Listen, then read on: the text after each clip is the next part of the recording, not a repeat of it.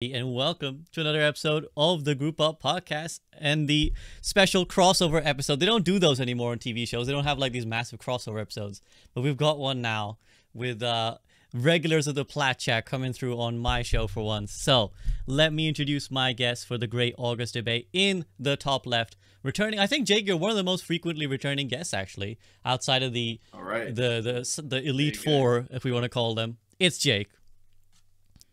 How's it going, everyone? Happy to be here. Awesome, awesome. In the bottom left, close behind as well, Custa has been here a few times now. In the bottom left is my man Custa. Custa, what's up? What's up? It's good to be here. Love a good debate. I think what was the last one I was here for? Was the great hero band debate that went for like 19 hours. So, you know, maybe we keep it a little shorter. Yeah, we're going to try and stick to a little bit more script. I mean, I blame largely Jake for that one because Jake just loved to talk about I also hero. blame Jake for that. Jake was interested in that topic. Hey, you know, we actually piqued people's interest. You know, I talked to some devs at the Content Creator Summit. I spoke with a dev who was like kind of not considering the idea seriously, but just sort of like open to the concept of like doing bigger changes like that to the game. Because I mean that's so I just think it is a really interesting discussion to have. It was. I defend myself. No, you were right. I'm the host. It's my responsibility to make sure we don't run over. So I will try that today, and it was very insightful. I think that debate. Aaron said he watched it and he enjoyed it a lot. So we got through. So let's see what happens today. In the bottom right, coming for his first appearance on the podcast is Jaws. Jaws, what's up? Yo, what's up? Thanks for having me. I do appreciate it. I do love the show, so yeah, it's good to be on. Awesome. Pleasure to have you on. The pleasure is all ours. We are blessed with a great lineup today. So let's get right into it. For those who don't know, my guests today are, they believe the world's first people to have done the PvE Legendary missions. Self-proclaimed world's first. Until someone disputes them. Until someone disputes them with timestamp evidence, let's just say they are the world's first PvE Legendary Run finishers. We have to be the first to have done it like on stream or publicly, and you would think anyone trying to race it would have probably done it on stream somehow. Like I think, I think people who actually cared like to do it first. Exactly. I think so J3 was completing the first mission. We're world first. No, they were on Toronto, but I don't think they even beat Toronto that day. I think they didn't. Up. No, they had some terrible comp. I remember when we were like, we're racing J3, and I clicked on his screen. And they were like Winston and they? Farah. I'm like, oh, we're not racing J3. So he's not leading this mission. You can already tell these guys take their PvE very seriously. So I want to get their thoughts on what they felt it brought to the table, because obviously their approach is very different to how a lot of people will consume it. So yeah, I mean, fellas, there's been a lot of discussion, a lot of people with mixed reviews of the PvE. Some feel underwhelmed. Myself, I'll include myself in that category. Others, like yourselves, were clearly very motivated by it, clearly very much enjoyed it. So yeah, let's just go with your opening general verdict, and then we'll really break down. So each of you could just give me like a quick summary of your general feelings. We'll start with our new guest, Jaws. Jaws, how did you feel about it? Honestly, good. Really good, considering the difficulty. I think if Legendary was easier and it was maybe Expert, because we ended up playing Expert at the Creator Summit, and because we couldn't do Legendary, we could do Toronto. We were like, yeah, we can do this. We're all really good players. Then we jump in and we just get destroyed. Do like one round, we're like, maybe we want to actually complete this mission, or at least see half of it. And we did end up doing Expert. I don't think we even completed Expert. I can't remember, but I think with Legendary being how difficult it was satisfying. To actually sit there and grind something out. It did remind me of like a WoW progression rating, where it's just like you're slamming your head against the desk for like 6 hours trying to do this certain boss or like a couple of bosses, like just trial and tribulations. And it was fun. It was a good time. I don't think I put myself through that pain again of doing Legendary, but like if and when like new stuff ends up coming out, that's another set of 3 missions, for example. I want to do it on Legendary again because it was tough and it was a challenge and it required a lot of like cooldown management and like comps as well. Because we did Ryan, Sojourn, Brig, and what was the other one? Ryan, Sojourn, Echo, Brig, I think, Echo for Toronto. And that was like fun to kind of work out what we needed to play, what was the highest damage output, what was the highest sustainability. And yeah, finding that comp, it ended up working for us. And we did it in 6 hours, all 3 missions on Legendary. And I think that's a pretty decent time for like decent players too. Yeah, it was good. I also think we would have finished it faster if I hadn't we had to take a bunch of breaks because I was having like a bunch of like house issues like throughout the day. We had to take a bunch of breaks. Like the breaks were valuable though. We needed some mental resets in there. I was like stressing out that I'd come back and you guys we figured out the strat. I'm like, cool, okay, let's run it down. But yeah, I can springboard off what Jack said. Like I think I agree with Jack that the difficulty was one of the big selling factors of why I enjoyed it. And that was like one of the reasons we came in on the day it came out and we're like, let's finish all of these on Legendary. It'll be fun stream content. It'll be fun to do because we got fucking destroyed on the creator summit. And it's like, well, this is actually going to be hard to do. So you're going to need to use some forethought. You're going to need to learn all the things. So that's something I really enjoyed about it. I understand other people who aren't playing Legendary and don't want to sort of like figure out the comp, do all that kind of like stuff. If you're not enjoying that, it's kind of a one and done thing that you would have played one time. You could have done it all in about an hour and then you move on from there. So I actually really enjoyed it. As long as you didn't come in with the, I guess, the idea in the back of your mind of like what it could have been, I think you can enjoy it at face value. Yeah, 100%. I think everyone should let go of what could have been, although the internet has a hard time doing that. And that's something we can touch on in a moment. But Jake, yeah, how did you find it? I love the gamers describing like, yeah, it was like 6 hours of banging my head against the desk. Loved it. Awesome. Would recommend. Well, so Jake, how was it for you? I think as like a competitive player, you know, somebody who like who's just like top 500 and stuff. In the past, the old PvEs I played, it's like, this is a cool concept, but this is just like way too easy.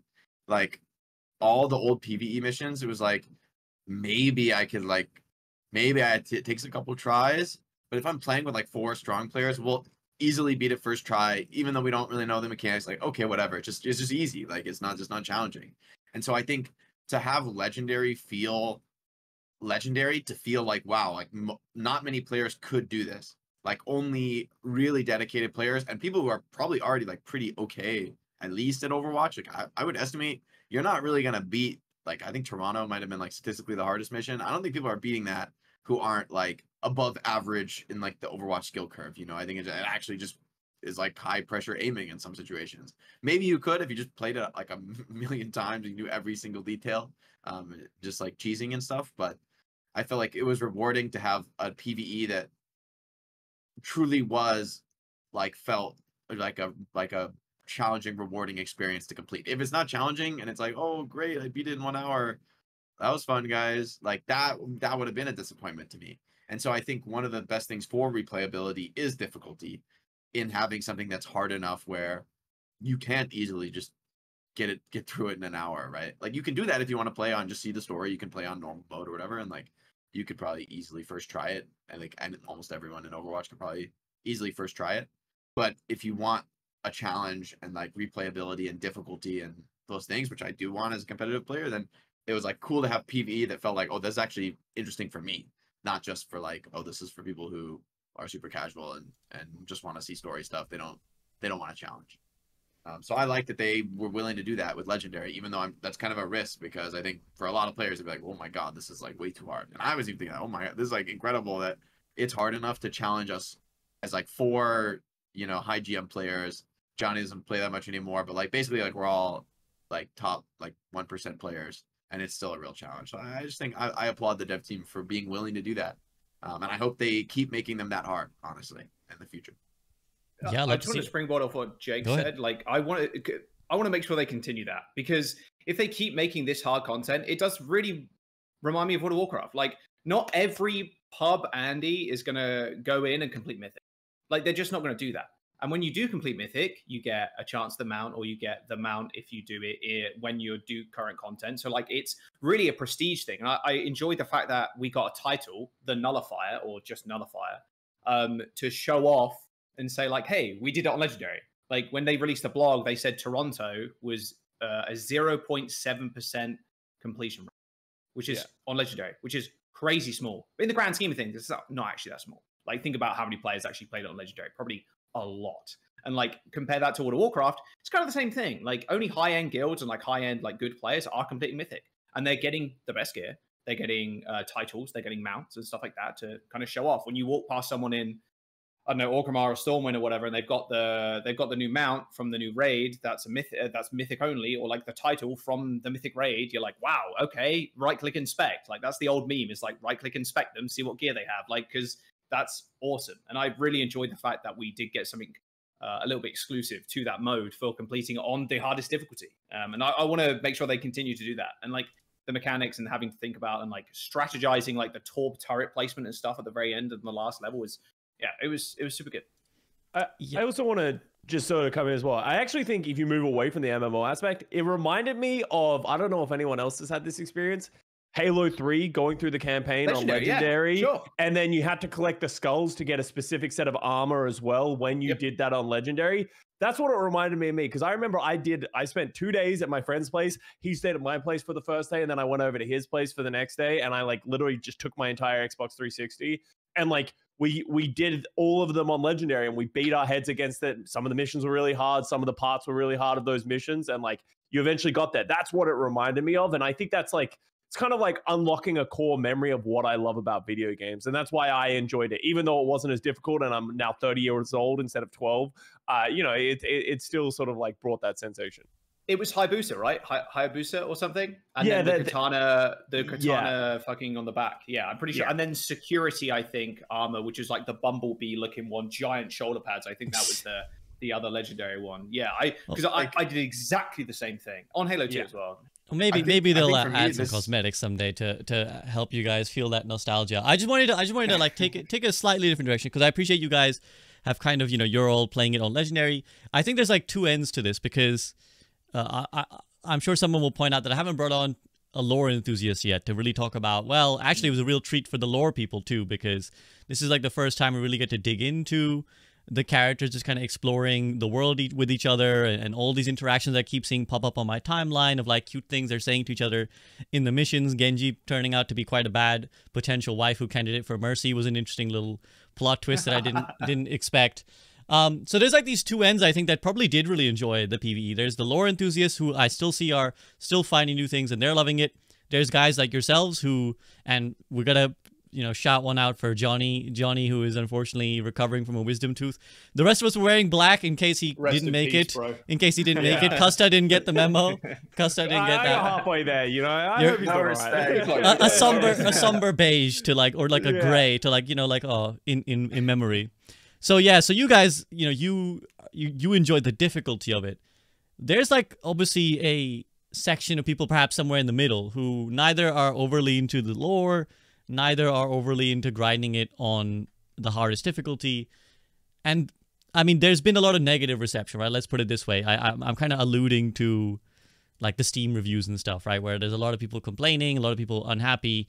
Do you think like those were disingenuous complaints, or do you think that there was maybe lessons to be learned from the PvE as well? That like half of those reviews are like from China. Yeah, 2/3 are from China. Yeah, 2/3 are just like mad they can't play the game, which is reasonable to be mad you can't play the game you like, but also sort of ironic in a way that like you wouldn't give a game a negative review because you can't play. Like if you give a game a negative review because you're mad you can't play it, isn't that a positive? That's like a good review? Yeah, that's like a good thing for the game, right? Like they're like, upset that like it's like, oh, I wish I could play. I'm so mad. Like it's yeah, but like that.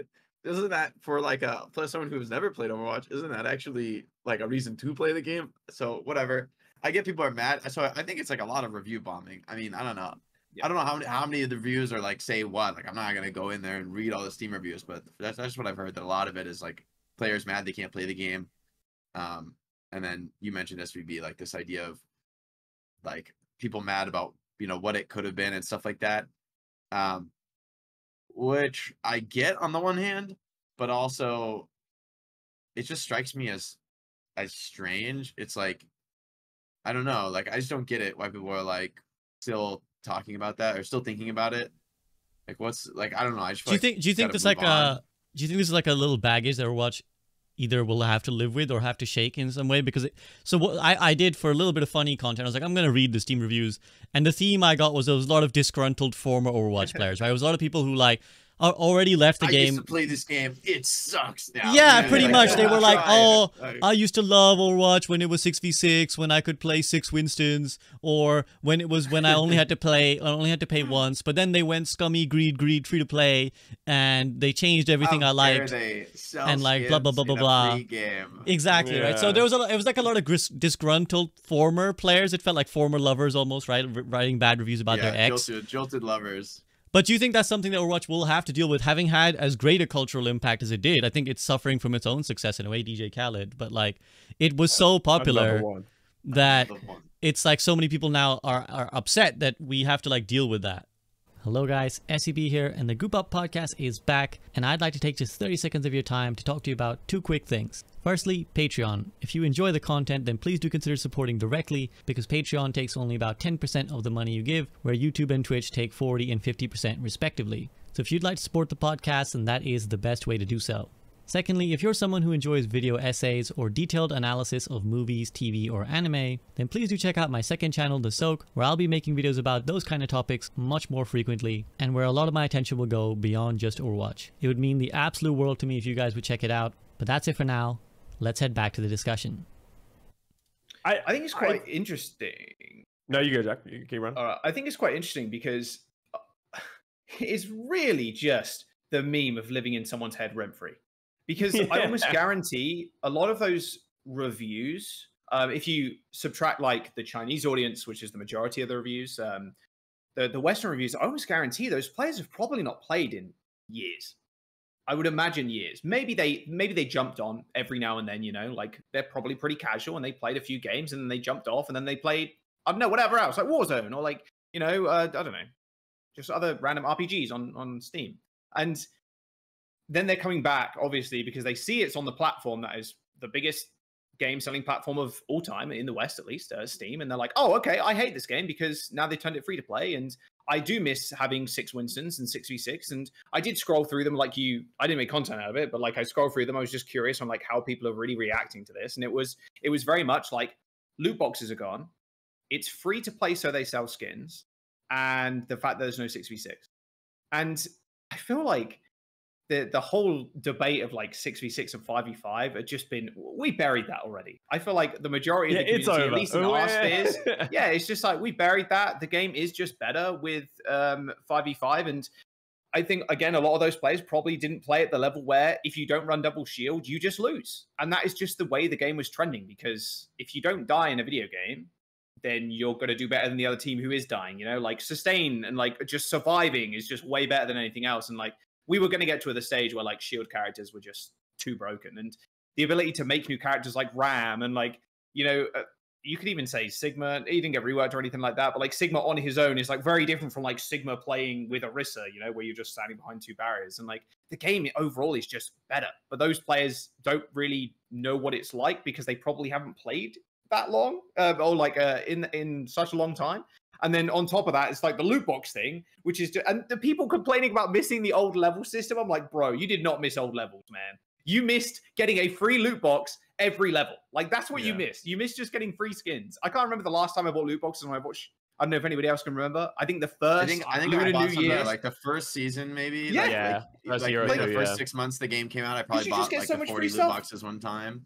But exactly. And after playing the game for like a couple of years, was like, no, I just had you don't need to buy every skin. Exactly. You just buy every single skin that comes out, and it's just people. Again, I don't think people also understand how much time and effort and work goes into making skins and making content, making systems, and making everything else. If you tallied up how many hours like these 10 people worked on a skin for like maybe custom voice lines, custom sounds, like the Tracer comic book skin, for example, has custom sounds when she hits people, and like all these small little things, how many hours it takes them and how much money that costs the company. Like, they're like, oh no, it's just a free skin. You can bash that up in like an hour. Like, people just don't really understand. Yeah, so that. I remember, sorry, I just want to set the stage a little bit, because I remember talking to the devs, and they said like a mythic skin takes a year to like in sort of development time to make. But because the polish from Blizzard is so good. You got to start from like a concept, you know, like what are you gonna make? Exactly. It's like, that's a huge question. There's a theme to each of the seasons. Worthy?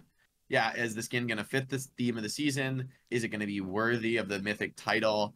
what are all the like, I mean, there's so much ideation that goes into that before we even get to the question of executing it, modeling it, sound, like all that design. Exactly. You know, a huge part of it is make it fit within the game, but also make it insanely different, unique, cool. Like, I don't know.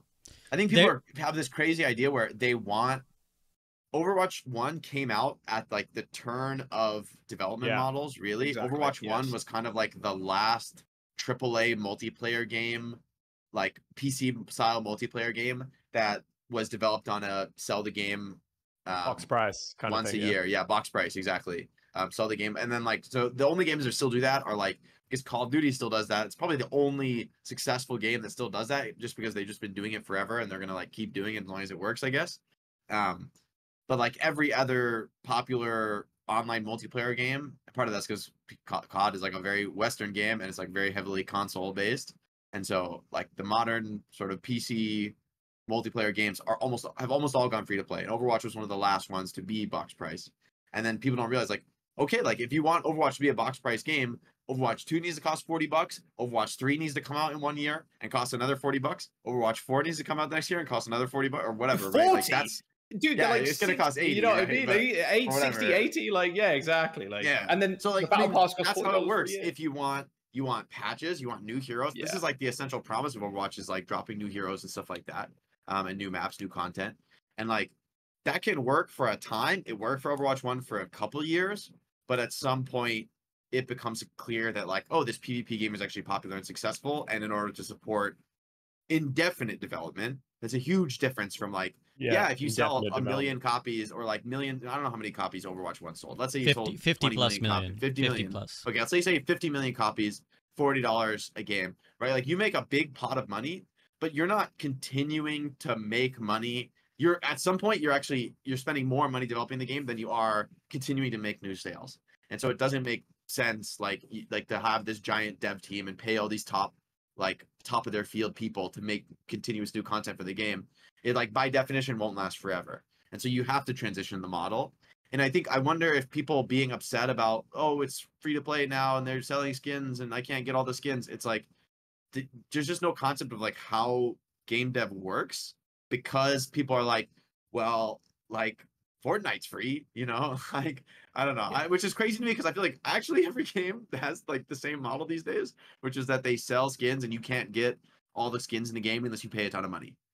Like Apex has like $150 knives, right? Isn't that how much it is for like heirlooms or whatever they're called? Well, the heirlooms are like a random chance at you getting them from a loot box, but okay, so but like functionally, but you can also get them if you buy. So like when an event comes CSGO, out, right? Yeah, like or CSGO with like knives and skins. Yeah, like when an event comes out in Apex, it's really interesting because if you buy enough of the loot boxes that come with the event cosmetics, you will get the heirloom. But it's like 24 items that you have to collect, and you're spending like $150 plus trying to get like the heirloom for that specific thing. So that's kind of what I meant. It's like, yeah, it's a lot of money for a lot of other games.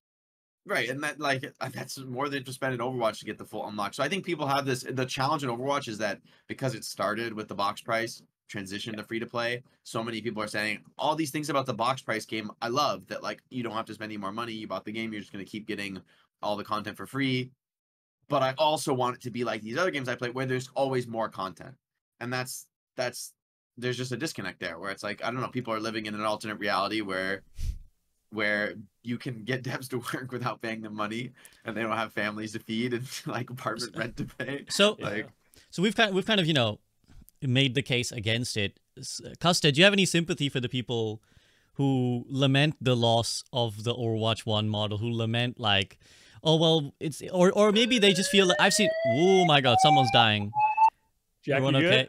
Okay. Yeah. Maybe Jack, while you do that, you go do that. You go check on that. I'll answer the question. We somehow changed positions as well, so now everyone's names are all fucked up. I don't know what happened. We'll see if that fixes on its own. So what I was gonna say is that I've seen a lot of people say, well, actually the Overwatch 2 change was like motivated by greed. They didn't have to make like it's like trying to min-max money. It's not that they like there's sympathy towards, well, they need to make money, but they're like hyper greeding it. You know, maybe the free-to-play model can work, but the way they're doing it is particularly extortionate. Like, do you have any sympathy for the people who feel like this has become a more greedy version of the game, or do you think they're kind of out of line? And it's funny because I think to answer your question, I actually need to respond to your previous question as well. I think the Steam stuff was more of a call to action, and that's why it was so big, is that it became a call to action to all people on like Reddit and stuff like that, right? Of like, I saw on R Gaming, I saw on R Overwatch, I saw on R everything. People like, yo, it's getting negatively bombed. They deserve this. And that's why it got so much, traction and why people were hating on it. Whenever you have something that happens at this scale, there has to be some justification. Yes, there are some extremes of people responding to this kind of like negativity, but like there has to be validity to it in some way, right? Of like, why are people upset? And I think Jake really hit the nail on the head of why people are upset, of like, you have this transition period. And I think it all goes back to, I have sympathy for these people because what they announced in 2019, we literally never saw any of it. Like and then we spent years of Overwatch 1, and that's a big portion of that time is when a lot of people stopped playing Overwatch.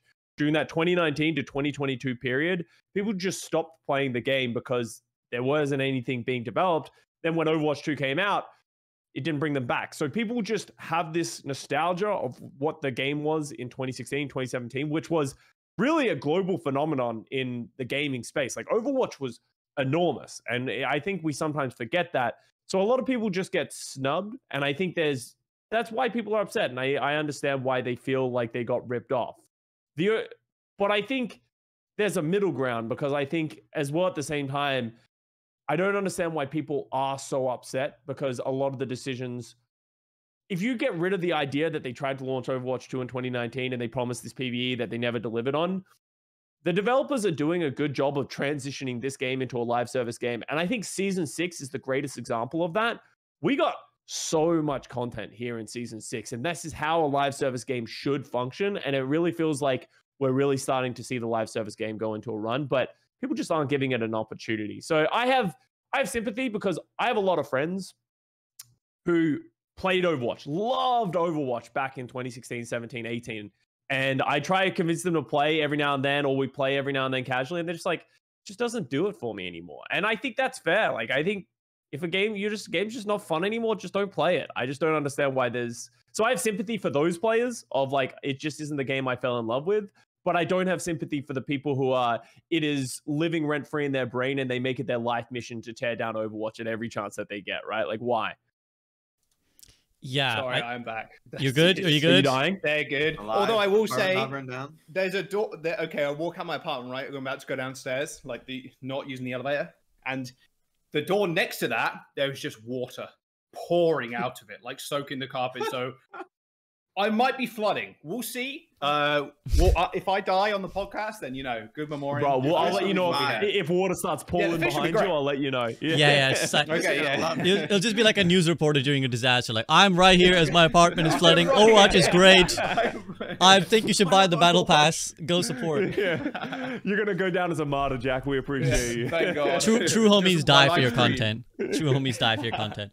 I mean, I think looking back at it in hindsight is obviously 2020, but like, ironically, perhaps what might go down as the biggest problem for Overwatch, if it quote unquote fails, the biggest reason for its failure is not necessarily even the ins and outs of the management of the game, where there are plenty of complaints and valid complaints. It might literally just be BlizzCon 2019, Jeff Kaplan bowling up on stage and talking about redefining the sequel, and we're going to give you Overwatch 2, and it's going to integrate into Overwatch 1, it's going to be this free, like, it's going to be free, and you're going to get all this cool shit, but we're going to make the PvE as well, and all the confusion that left behind.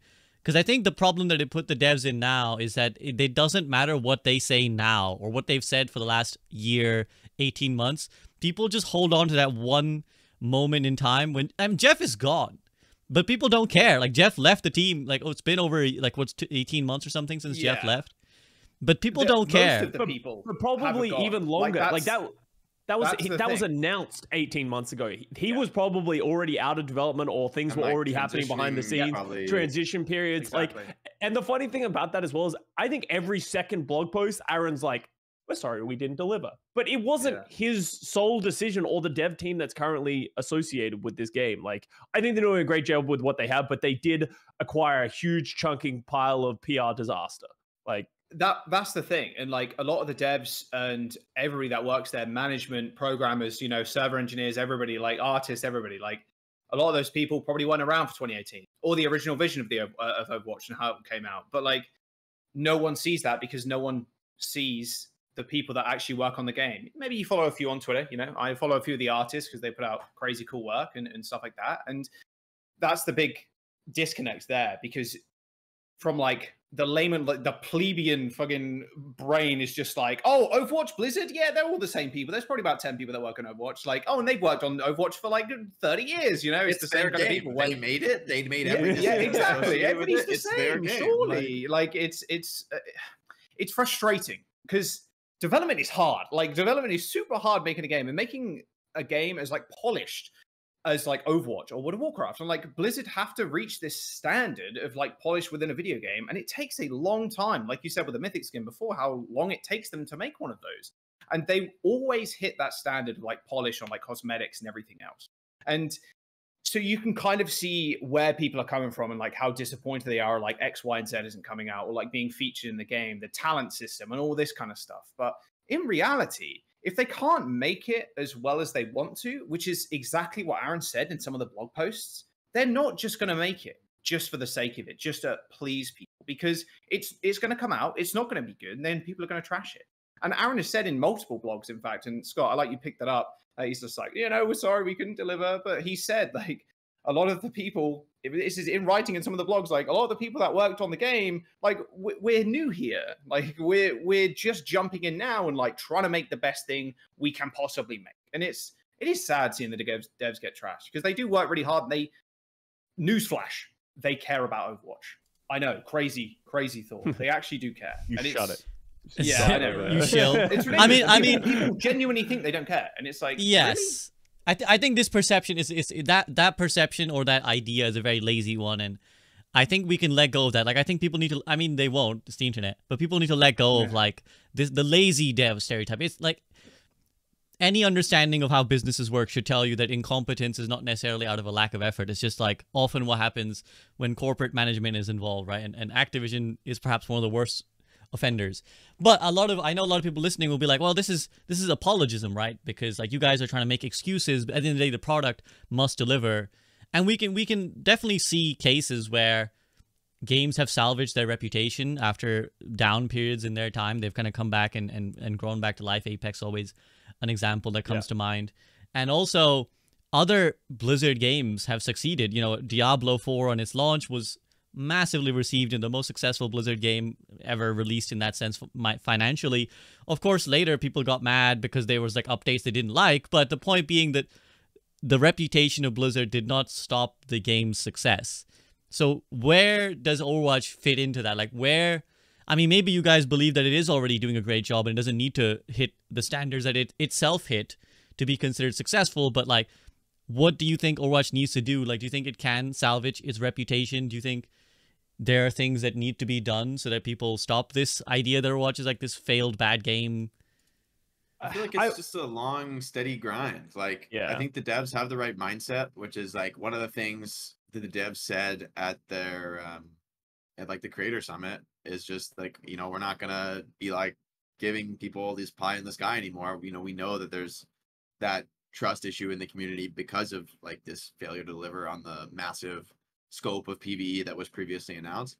And so we're just going to keep doing stuff and like keep making the game as much as we can. And like in the end, I think that's all you can do, right? Like why do those games come back and like grow and have new successes? It's just because the devs kept working and the game became something that people wanted to play and that they enjoyed, and there was like enough new content to keep people interested and draw in new players.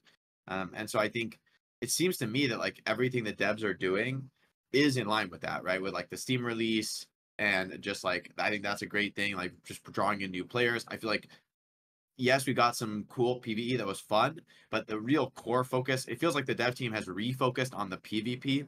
And I know you're saying like, oh, this like to take that the devs don't care is like a lazy take. Actually, I hated like a lot of aspects of the way the dev team did the game for years when Overwatch's launched, because I'm a hardcore PvP player, and it just feels like they don't care about that. Actually, they were like only caring about the PvE. Oh, like we're gonna resurrect Titan and like do all these things that Titan was gonna be, and there's gonna be an Overwatch, gonna be great. But like, I was like, hey, this PvP is super successful. Like focus on this, do more for this. And I feel like actually now is when that vision, what I had always wanted, is being realized. So in that way, I'm happy. Obviously, there's still some things I want to see change. I feel like, especially like the high rank experience. Like SK did a really, really good video on this recently, about like the top 500 ranked experience and like all the issues with it. I loved her video. It was like actually so good and so on point in my opinion. But just like as like somebody who plays Overwatch, you're pretty much playing the multiplayer. Like that's the content that is in the game, and so that's the focus of the dev team now. And that's what we see, I think, with the content is like there's like almost all the content. I mean, yes, we got the PvE, but beyond that, almost all the content is more PvP content, heroes, skins, maps, new game mode, Flashpoint, which I think is like really fun, well designed. I think they did a good job with that mode. And so I think it actually is exciting for people who like the PvP. That like it's a good time to play. I also want to sort of like say as well, is like I don't think Overwatch is ever going to hit its previous peaks and its previous successes. It's actually like I think they said at season 6 launch that they actually had the most concurrent players that they've ever had since launch or something like that. So we are on the up. Like, you know, everything is doing well, especially if you consider probably where we were in 2021. Like those were the dark ages, right? In Overwatch 1. Yeah, it was bad out there during that period. But I think we also lose sight as well of like this game has been out for what, 7 years, almost 8 years now. Like it's a game that has had a long standing, and not a lot of games live through the test of time, right? Especially multiplayer games.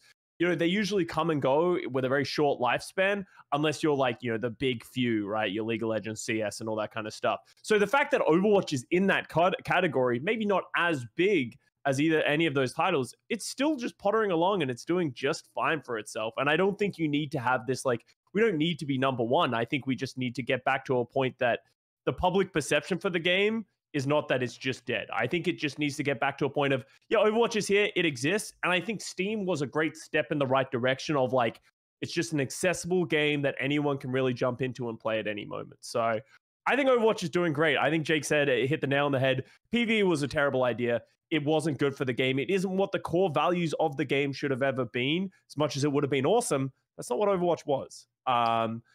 And I think the most ironic thing, just maybe taking a little bit of a step back, is that the casual fan who has this Jeff Kaplan on this golden platform because he was the face of the golden years of Overwatch, and be like, Jeff was the truth, we need Jeff back.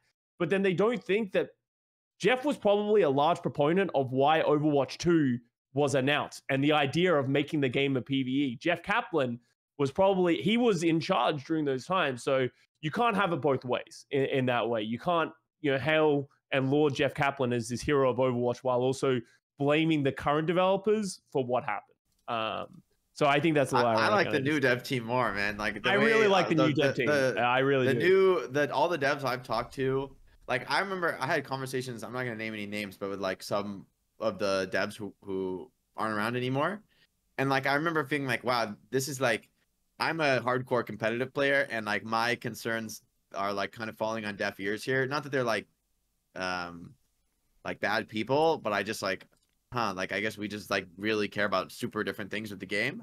And nowadays all the devs I talk to are actually like really engaged. It feels like we're on the same page with like thinking about what matters in the game, and feels like they're like interested in having conversations and interested in learning more and like wanting to grow and improve. It's not at all like, oh, we have our vision, we're going to execute on it, which is I think how it was before. And so honestly, like I'm like super bullish on just this team. Like I believe in the people. And so I think, you know, who knows like how things are going to go in the future, but I think that's the most important thing you can look at if you're going to judge, okay, is Overwatch going to succeed in the future? Is it going to grow? Is it going to have success? Ultimately, I think you got to look at the people, look at the team they put together, and do you believe in them? Do you believe in their ability to deliver? And I do. Like I've met a lot of them personally, and I think although, right, like it's not Jeff Kaplan in the spotlight, maybe having Jeff Kaplan on camera, he's like good on camera. It was like a good thing for Overwatch, and like, this is the guy. This is the Overwatch dev team. This is Jeff Kaplan sitting in front of a camera. But like, that's not actually how it is. The reality is it's a lot of folks behind the scenes, like grinding away and like, you know, making decisions, prioritizing things, trying to deliver on new content. And I feel like everything I see from the sort of the new guard that has come in is like really heartening, and I believe in them. So I don't know if it's gonna all work out, but I do think like we've got a great team to like put trust and faith in. I think to your point, SUB, actually, just on the audience, I think it's a lost cause for like all those people that are leaving the negative reviews and like review bombing the game and just like the game is living in their heads rent free. Fuck them, bro. Like, who cares? They're long gone. They're not going to boot up the game again. They're not going to install the game. They're just going to sit there perpetuating this hatred, which is fine because eventually they will get bored. They will eventually.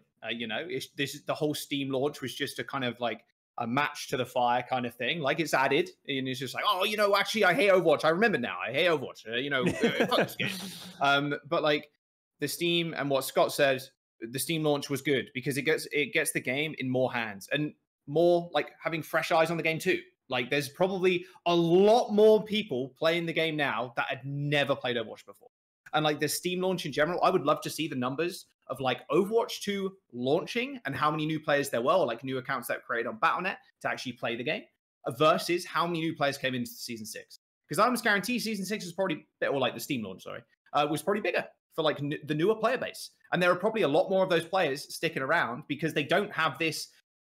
Some of them probably have this perception because they've seen it, because Overwatch was in this cultural zeitgeist and everybody was talking about it and everybody was making videos on it. Like they've probably seen a lot of that kind of drama and bullshit that went around. But a lot of those new players, they probably won't have, and they jumping in, they're playing and they're going, oh wait, this game's actually kind of fun. Like it's 5v5, you just run around, I shoot people, they die, and tank's pretty cool. I play Ryan, like I just swing at people. Like a lot of those people are probably going to be able to stick around because they're not tainted by all this stuff that we had before, and those are the people the dev team need to focus on, and just like getting more people in the game and having them stick around. And the monetization system is going to be there because it's a free-to-play game, but it's definitely not the most egregious out there. And old heads are going to be able to get over that, but new people and like the whole gaming community is so used to that stuff now, so used to it, and even more so as well. You mentioned COD before. You have to pay for COD. There's a battle pass, and you can buy skins.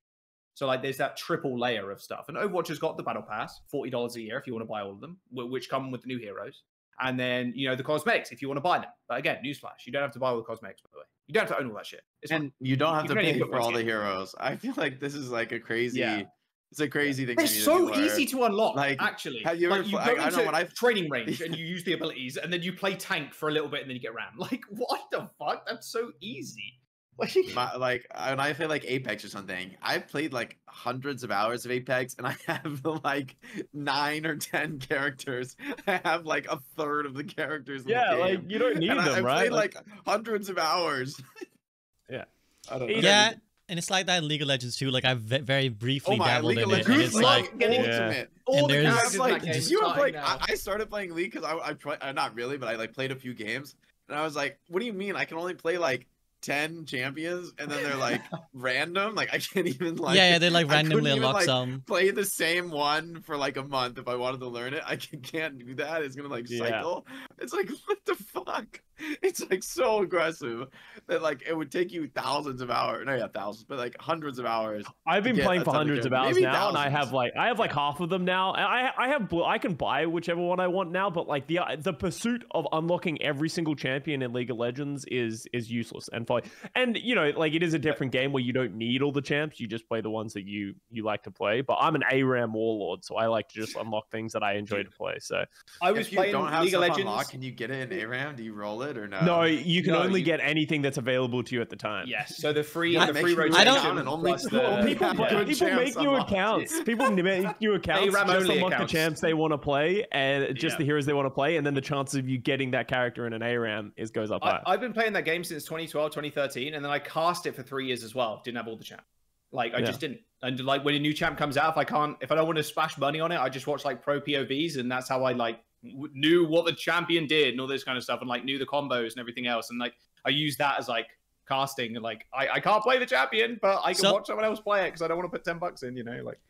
So I think you all make fair points about like, well, the environment of the environment of the gaming industry right now is like, I think the people who are upset about perhaps the exploitativeness, I think we should always hold the developers to account of any game and make sure they're not making egregious monetization decisions. I still disagree with the way they bundled the PvE. I think terrible. I agree. Yeah, that wasn't cool the way they kind of forced you to buy more than what the value of the PvE was just to get you like foot in the door. So like these things I disagree with. I've been vocal about disagreeing with them, and I hope that it's not always in the actual devs' control as well. By the way, another thing we should clarify for those who don't understand, like that's not necessarily something the person who's making the Reinhardt skin has any say in at all. It's just like some guy from Activision is like definitely not something the person who makes the Reinhardt skins. No, I mean that guy's probably a freelancer anyways. That guy's probably a freelancer anyway, so he's not even work for Blizzard. But like some guy from Activision comes through and is like, it's $15. We're gonna do it like stuff this, about like how they're gonna do stuff in the shop. I guarantee is not from like internals of the team. And it's I mean, one I of think those... like the person, more likely the person making that decision is also deciding stuff about how to price Call of Duty. It's like they're looking at data and they're saying, how can we make the most money? So, and actually, SUB, you said this before about like, you know, people have this criticism like, oh, this is like super greedy from this game dev. And I just feel like people are really, I don't know, maybe they're like really, what's the term, naive about the reality of like how businesses work. Like greedy is like not even like applicable. Like if you are a publicly traded company, you exist to generate profit for shareholders. There's like this theory about shareholding, right? Any publicly traded corporation, which is that it's not possible for a publicly traded corporation to do anything except maximize profits. Because when the ownership of the company is diffuse, is in like I don't actually, but I could own some shares of Activision Blizzard and I could vote. And let's say so that's actually how we decide who's the CEO of Activision Blizzard. Is all the shareholders are gonna effectively, I mean, it might be like a board and stuff, but if you really, you know, all the people who own parts of this company have like some diffuse say about the decisions it makes. So the one thing that this incredibly diverse group of people who don't know each other, who don't talk to each other, who are all the collective owners of the company, the one thing that everyone can agree on is profit maximizing, because you want the value of your shares to go up. Why do you buy those? Why do you buy ownership in the company? Because you want it to go up and you want to like retire someday. That's like the existence of this financial instrument is to grow the value of the company, to increase the share price. That's why all CEOs these days are paid like 90% of their compensation is in shares in the company. So the CEO's whole incentive is to make the share price go up. Like everything about the structure is for that. And I think there's obviously huge social ills that come with that, but it's like, talk to me about ExxonMobil. Like I don't give a shit about Activision. We're talking about a video game, you know, like really like that. Like there's social ills that come with this, but this is how we see those in like the context of a game and stuff like that. It's just like, it's like the modern reality. So I feel like people who are like, Blizzard's so greedy, it's like almost strikes me as like, it's like absurd to say something like that. It's like, there's a publicly traded corporation. It has no emotions. It has no feelings. It is a structure that exists to like derive a result. Like, of course, the result is to like try to make the most money possible. Well, it's also like, that's like a feature of the structure. That is what the purpose of having a business of this structure is. Like, it's also funny. You do not buy any products from publicly traded corporations, and good luck with that, by the way, in the modern world. Exactly. That is the argument, and it's also funny what causes them to accuse them of greed, which is like, I couldn't get the favorite skin. It's $20. It's like, it's just a cosmetic item on a character that you can play already. Like the character is largely free or easy to unlock. But anyways, we're getting kind of other publicly traded corporations are like, we're gonna make the price of insulin. Yeah, literally, right? It's like there's all those levels of it, and it's like, so I mean, we're getting a little bit off the track here. It's a valuable. I appreciate that perspective. I think it's like a really good way of putting it in context of like when people have these complaints. And again, I don't want it to confuse that we're saying that they're absolved of all financial decisions. Like just because there is a greater evil out there in the world doesn't mean that they can't make better decisions for the customer and for the consumer of Overwatch that are fair. And I just think it is actually the case that they will not change. Like it will, like the idea of having like I want to get all the skins. It's like that is antithetical to making the most money, and it will never happen. Well, the skins are the product, so like like arguably the heroes are the product too, but like the skins are the thing that we're selling in Overwatch 2. So like you can't expect, if you want to buy all the skins, or if you want all the skins, you wouldn't pay them any more money. So like why would they let you do that? Or they're gonna let you do that is gonna be a huge amount of money. They want a very small fraction of the player base to be like the biggest whales are the only people who can get everything. And because that's the way free-to-play games work, is like 90% of people are truly free-to-play and literally give them nothing. And so it's the 10% of people who love the game and who want to buy all the skins and stuff who support basically the whole development endeavor. And so there needs to be like thousands and thousands of dollars of skins, because for like realistically 10% spend some money, but it's like the 1% of people who are spending like a huge fraction, like half the total money going into the game. And so there needs to be a ton of content for that 1%. That's just the reality of free-to-play games. That's how it works. Like, because so many people are like, I don't know, there's like kids who have no money. They want to, it's like a free game. It's sick for them because they get a game that normally would be like 60 bucks. I wish I had free-to-play games when I was a kid. You guys remember when you had to convince your mom to buy a $60 box game? Yeah. Yo, Like, kids these days don't know how good they have it. They just log on. What do I want to play? Warzone, Overwatch, Fortnite, Valorant. Fucking, you guys got it great. Apex, Dota, League of Legends. Whereas back then, they had to like, I was just thinking the other day, I was like, how many times did I complete Ratchet and Clank 3? Was it 15? Yeah, I think so. Seriously. I think I ran that game through. But okay. Again, I want to stay focused because we can always go off and chat anytime we want. But the thing I want to talk about there, Jake mentioned actually SK's video, which is, you know, it's great. I think it's a great video. Actually, I was helping SK in the back end of it. Like, we have a little support group, so she was like, okay guys, how do I market this video? I made this video. Tell me what I should do. Like, we were talking back and forth on like how to actually do the presentation of the video. But the points she made were very valid about just the calm system in general. So I thought that's something we can touch on as well, of just any current feelings you guys have about now that we're in Season 6. A lot of people playing. You know, Jaws, I think, mentioned like the large concurrent player base coming through now. So there's going to be more people playing now than ever. What is their experience going to be in what we think is now a competitive game, right? They're restructured, they're refocusing, PvE, competitive game. The calm system, perhaps number one, but there any other complaints you guys want to bring up as Custa slides out of view slowly to show the cat? Just leave it like that. The cat can talk. Okay,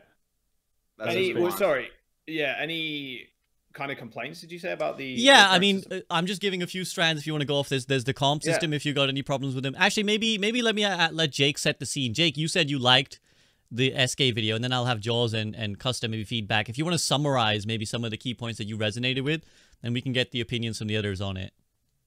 So what I really liked about SK's video that made it unique to me is that it was really like a high-level player perspective on ranked.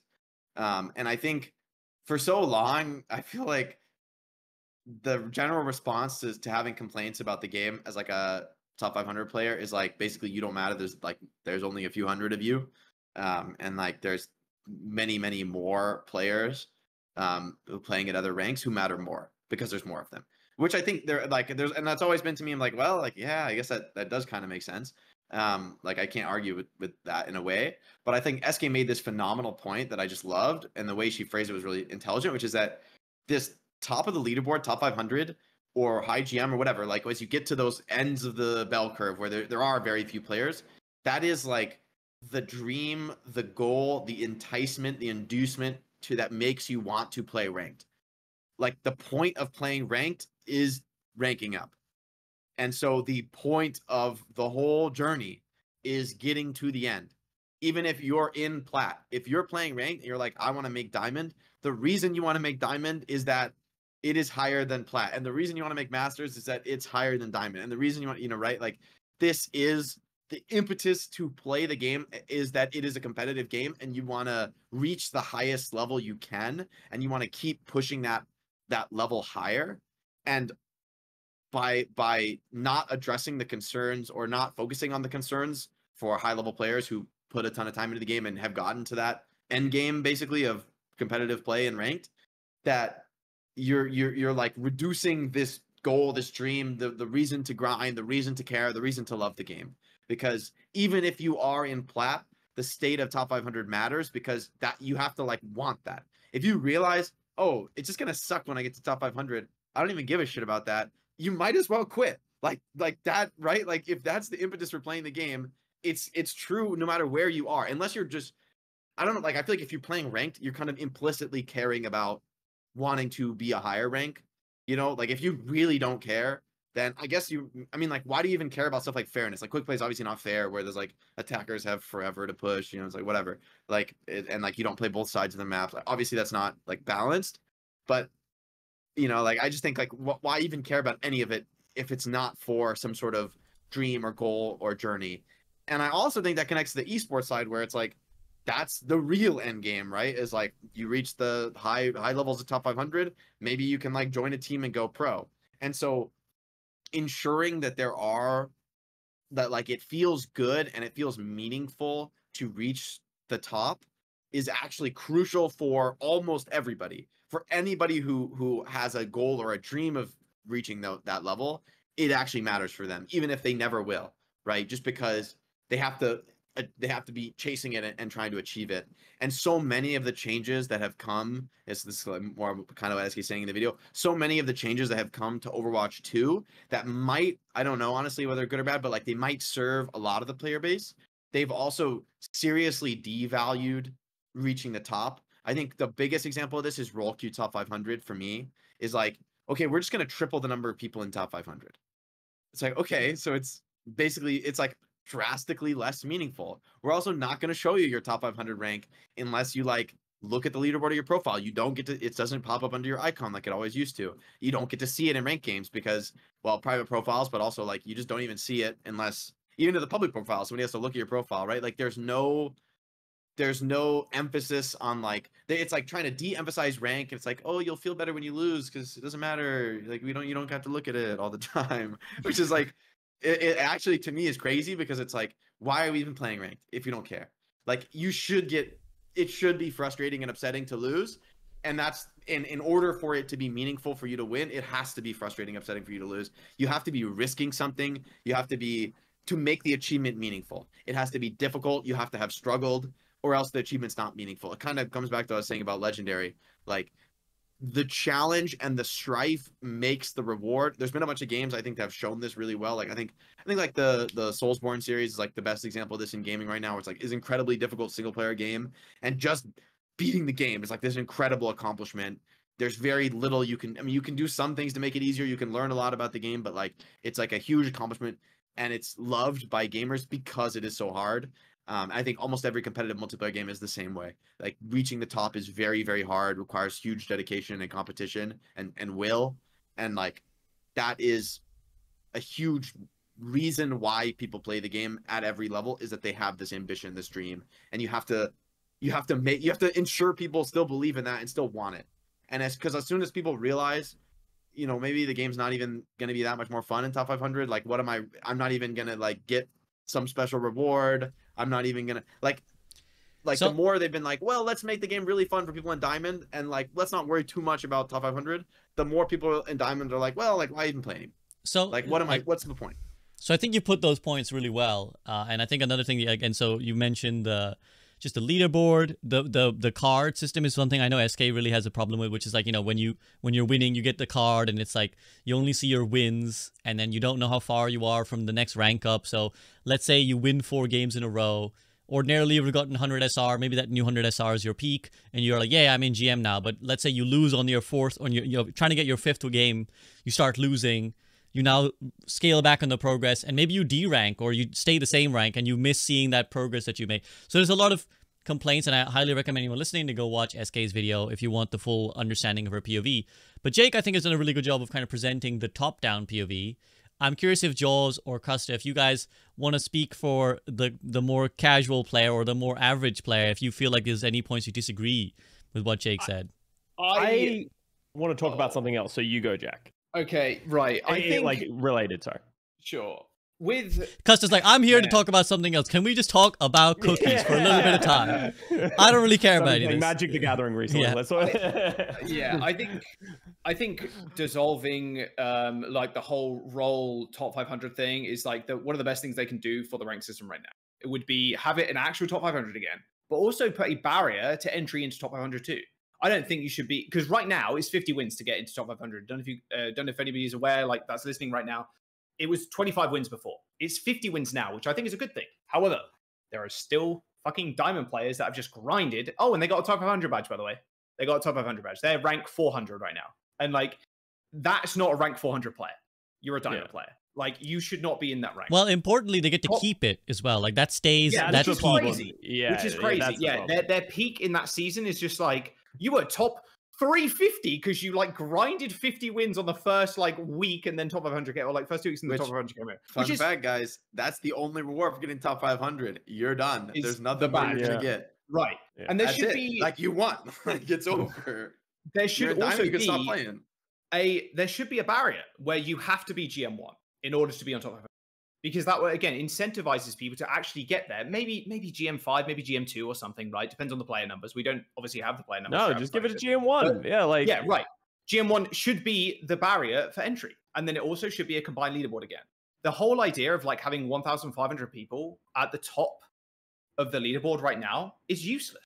Because you can get players that are Pharah OTPs that have 10 accounts in top 10 on DPS. 10 accounts. And like that's insane. And obviously, you can talk about how like good the regions are, X, Y, and Z. I know Jake's got a lovely thought piece on that. I don't think we touch that right now. We don't think we touch that right now. But like that is an issue. That will happen way less if the leaderboard is just 1 to 500, and also you need to be a GM1.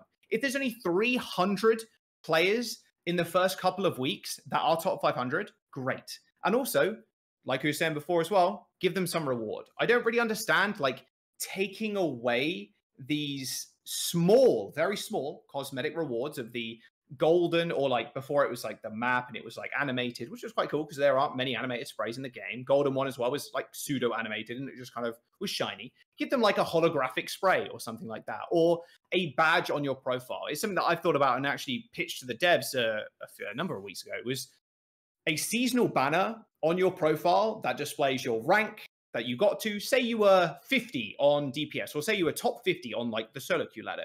Give them a fucking banner, themed one of like the cyber one from season 1, and it says GM logo, or like top 500 logo with 50 on it. You know, you finished 50.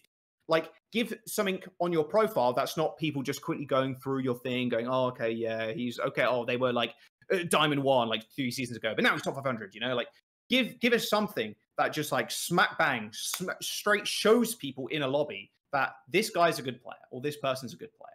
Because right now, and it's even with competitive points, right? Fuck all. Like I have 14k competitive points on one of my accounts. Like that's nothing. Give the top 100 players something to buy with those competitive points. You can only buy this charm, or you get this charm if you reach top 500 in this season, or you can get this weapon skin that you can use on all your characters, or like only support characters, or only DPS characters. But you can only get it if you're top 500, and you have to spend your comp points on it. Like just something extra. I know League of Legends a long time ago. God, this is for the fucking old head League of Legends players out there. I don't know if anyone remembers the Challenger jackets.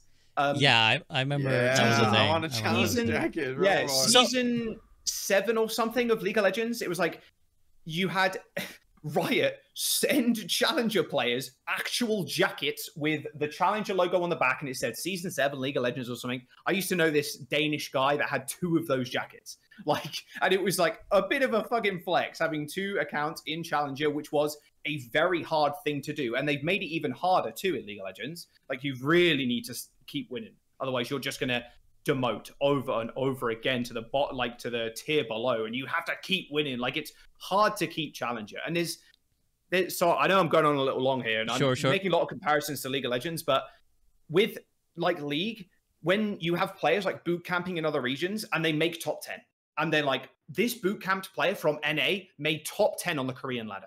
Like, that's crazy. Like, that's really good for a boot camping player to do that in the first like week or whatever, right? And that's sick to see. You want people on the fucking timeline to be like, not to be like, this guy got 10 counts in top 10. You want them to be like, wow, this guy made his support, you know, he's a support player and he got to top 10 when it's filled with DPS players, right? Or like filled with tank players right now. You want to make that also a big achievement for someone that is on in like a role that's not as dominant right now in the meta, to get to the top 10 spot or the top 5 spot or something like that. Like there's so many like small things you could do that would just make that experience just so much better. Just so much better. And it's frustrating to see them, you know, talk about ranks and be like, you know, it is a very important part of the game because we're focused on PvE now. But it's like, make the rewards better for players. Like very small, like add weapon charms that are themed every single season of like a silver logo that has like a dragon going around it for season 1, or like the top 500 logo, and give us goddamn ranks back in the game too. Let me hold tab and see those motherfuckers that aren't top 500 in my games, or like a GM5 shitter that's taken honor off me. You know, just let me see that shit. I think a lot of these things the devs have said, like, I think they said they want to think about showing ranks again. and they're thinking about rewards and stuff. So these are things on their mind, and I think all the points you raised are really good. I think these are all really good things the developers should consider. I do want to be cognizant though, and I hope I gave you guys enough time in the sun to kind of get the support group, the therapy group, get your thoughts out. Jake and Joel's like, man, I feel shit just being a top 100 player and getting nothing for it. I don't know what Custa. I'm so mad getting flamed by like a GM5 player when I'm like top 50 and telling them what to do, and they're like, just go on the cart, bro. I'm like, just shut up. I'm gonna lose it. I'm gonna lose it. I want to see that. I want to see that clip surface on my timeline. But I'm playing tank. I'm getting like the most damage and kills on D.Va. And he's like, just touch the card, dog. I'm like, I am the only thing holding this game together. Okay. So, but I wasn't sure. I'm not sure what Custa wants to say. And if you want to chime in, Custa, go ahead. But I was also just, curious and cognizant that obviously the system has pros and cons for everyone else too. And yeah, I'm just wondering if there's any defenders. Custa, are you a defender of any parts of the things that these guys are criticizing? Here's the thing. Like, I think the system is great for the bronze to probably plat players, where it's like a lot of those players love to say that, like, I know a lot of people who are like, I don't like playing ranked because it feels intimidating because of the old SR system when you were getting numbers, positives and negatives. That negatively affects people. Regardless of if you understand that, it does affect people. They don't want to play ranked because they don't like the instant negativity that they're getting from it. They don't get as much gratification from winning as they do from negativity of losing. So I understand why this system exists. But as Jake and Jaws have said, at the top level, take the safety rails away. None of us give a shit about the safety rails. If you are at GM, then you have already surpassed. Or something. Yeah, you've already surpassed that. And I don't want to, step on any of the toes of Jake and Jaws' points. They've really hit the nail on the head. The one thing that I think really affects me is I think top 500 should be abolished, the idea of top 500. I think it's an archaic system that shouldn't exist anymore. I think we need to go more towards something like Valorant or Apex Legends, where you have like Radiant or, Apex Predator, where there is all of a sudden a rank that is ascended past GM1, where you can almost, as I said, once again, take even more safety rails away. And now we're looking at the nitty-gritty numbers of every win and loss matters. The number of points you're getting depends on the teammates that you have, depends on everything. And it can be an infinitely scaling number, because that is great for content creation. And that is a great incentive to get people to come in and play a PvP game and look at people grind. The issue we have right now is, who was the last person other than the top 10 EU leaderboard who was chasing a rank in content creation, streaming, or putting on YouTube? People love that content. I love that content. I've watched Apex players push Predator rank. I've watched, I've even watched League of Legends, people trying to push into Challenger. Same thing with Valorant.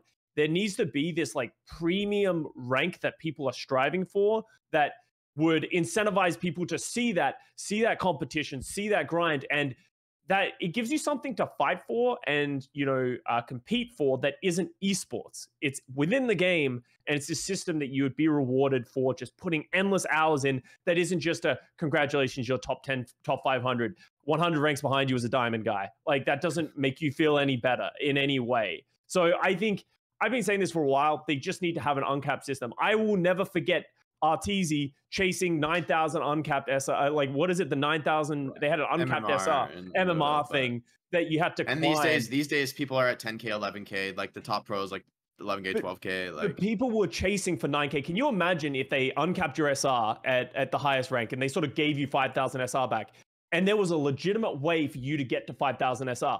Race the first player to get to 5,000 SR. Boom, someone does it. And then you can go to 6K. And then we go, who's going to go to 6K? And then who has the #1 rank? Every season, that rank will get higher and higher and higher. You don't do it with roles. It's just whoever the fuck. This guy's the #1 support guy. He's at 5,000 SR. The first guy, support player, to hit 5,000 SR. And then it keeps going. And it's this endless grind at the top end. That's not just about the personal player. Like, I'm not going to be doing that kind of stuff, so it doesn't matter to me. I want to watch the Overwatch League players, the best players in the world, go into ranked and fucking try, because they want to reach something. And I think that would gain a lot of eyes and a lot of attention and a lot of respect for the competitive aspect of PvP. And that's sort of what I really hope we get to at some point. These days, as like a player who did that, you don't want to try anymore. Like, right? Apex and Dota have that. Like you were saying, the elo in Dota, it just keeps on going, like 10K, 11K or whatever. Apex has got like the RP. It's just, there's a set boundary for RP at every level, and you get you're going, you're fucking grinding or whatever. You get past diamond, and then you hit master.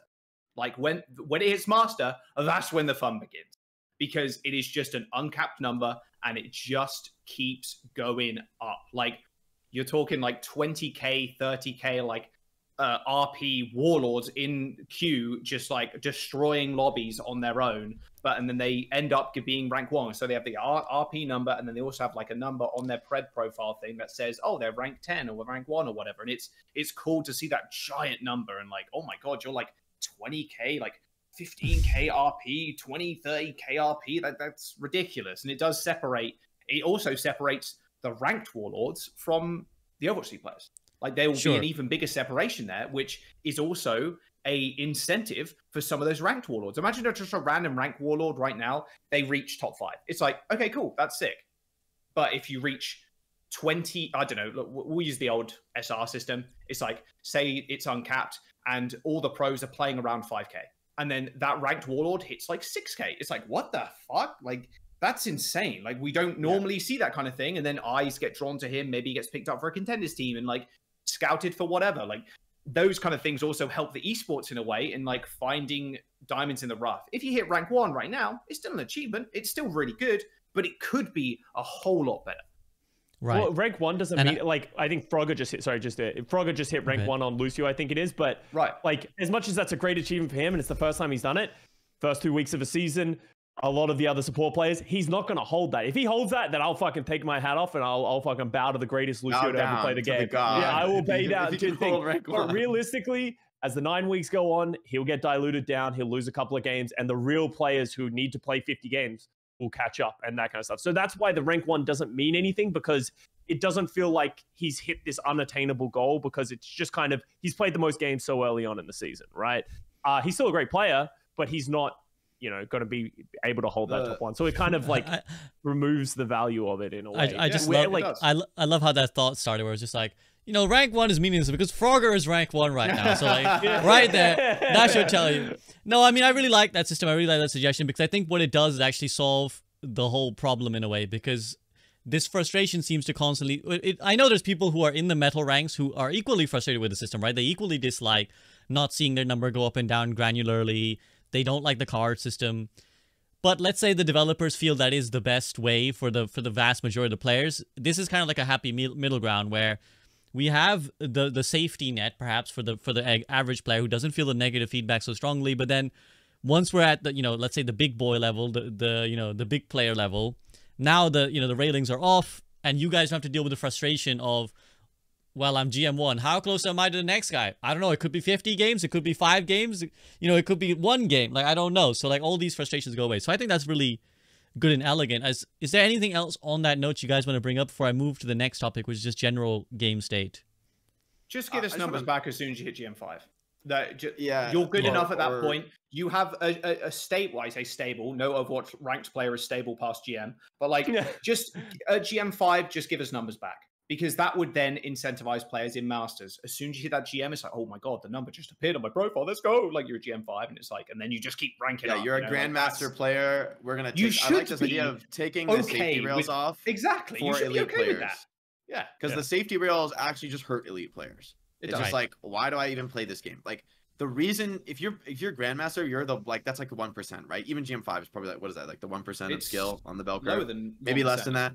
Probably. But so it's like, you are the person who's like super tryharding the game. You do not need safety rails. You're not, oh my. All right. It's like, of course, that's why you love to play, is that addiction. But I want to say, like, people, the reason they did like the whole 50 games thing, I think, is because of like Yazan camping the top 10 spots on EU or whatever, and people are complaining about that. If you had an uncapped system, people wouldn't camp anymore, because it'd be like, you know, like, people are like grinding for the highest number now. It's like, I'm gonna hit whatever it is, 6 KSR, whatever, you know, whatever. The numbers don't matter. You can make whatever number system you want, but having something uncapped that you're striving for, that is unlimited, versus like like EU's not a competitive region really when all the good EU players are in okay. to play. All right. On that note, I appreciate that. That's like, you know what? We'll do a whole debate on that another time. The great region debate. We'll like just people we'll like let you have it out. Who is like one of the best players playing on that server? That's the reason he can get top 10 accounts. Yeah. They wouldn't be nearly as incentivized. Like, what more can he do when he's ranked? All right. I'm just rank 2 and rank 3 and rank 4. I'm just gonna clamp down now, like Jake. That, a high end to chase. All right, yeah, I'm just gonna clamp down because we've had a lengthy discussion on the merits of the top 100 system. I know there's plenty more to say, and again, I know we could go on forever, but I do want to be considerate of just kind of sticking to not taking too much of you guys' time. So on that note, let's actually head over. So we talked about the comp system. Let's actually talk about how it feels to play, which is we got a new hero now. Illari is now in comp. She's received some nerfs as well, which some people are unhappy about. Some people think it's fair. I'll go to our resident support player first. Actually, Jaws plays a lot of support too, so maybe we'll go to Custa first.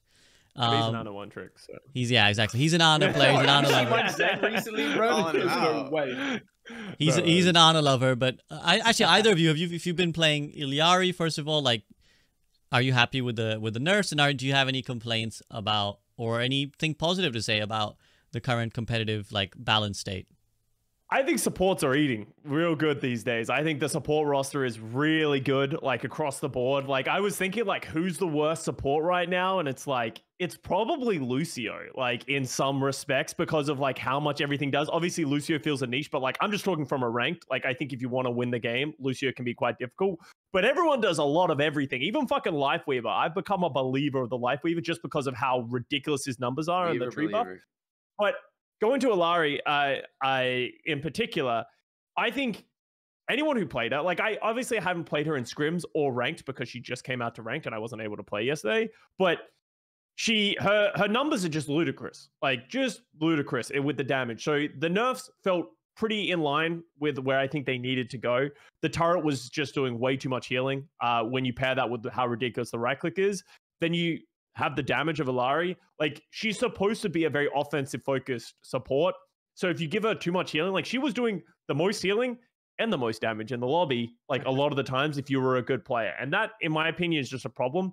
Maybe that was a product of quick play and everything I saw. But even in the Overwatch League stuff that I saw, like I've seen some scrims and stuff, they're putting up DPS numbers. Like they just are. So if they don't want to touch her damage, the pylon needs to get affected. And I think that's sort of what they were looking at in that respect.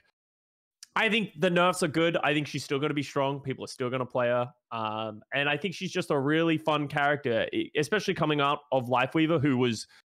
I enjoy playing Lifeweaver, but he's not a skillful hero. Like, by many means. The movement is the hardest thing for him, but his heals is literally... You can just heal bot and you get infinite value on that character, while...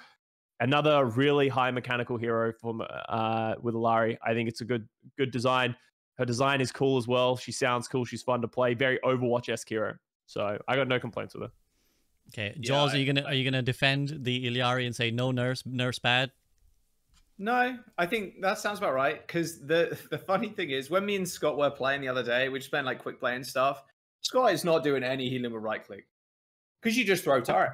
You just hit the turret on the wall, and it's very hard to kill if you kind of know like the topography of like different points and the maps and stuff like that. It's hard to kill unless you overextend or like find a flank route to then shoot it.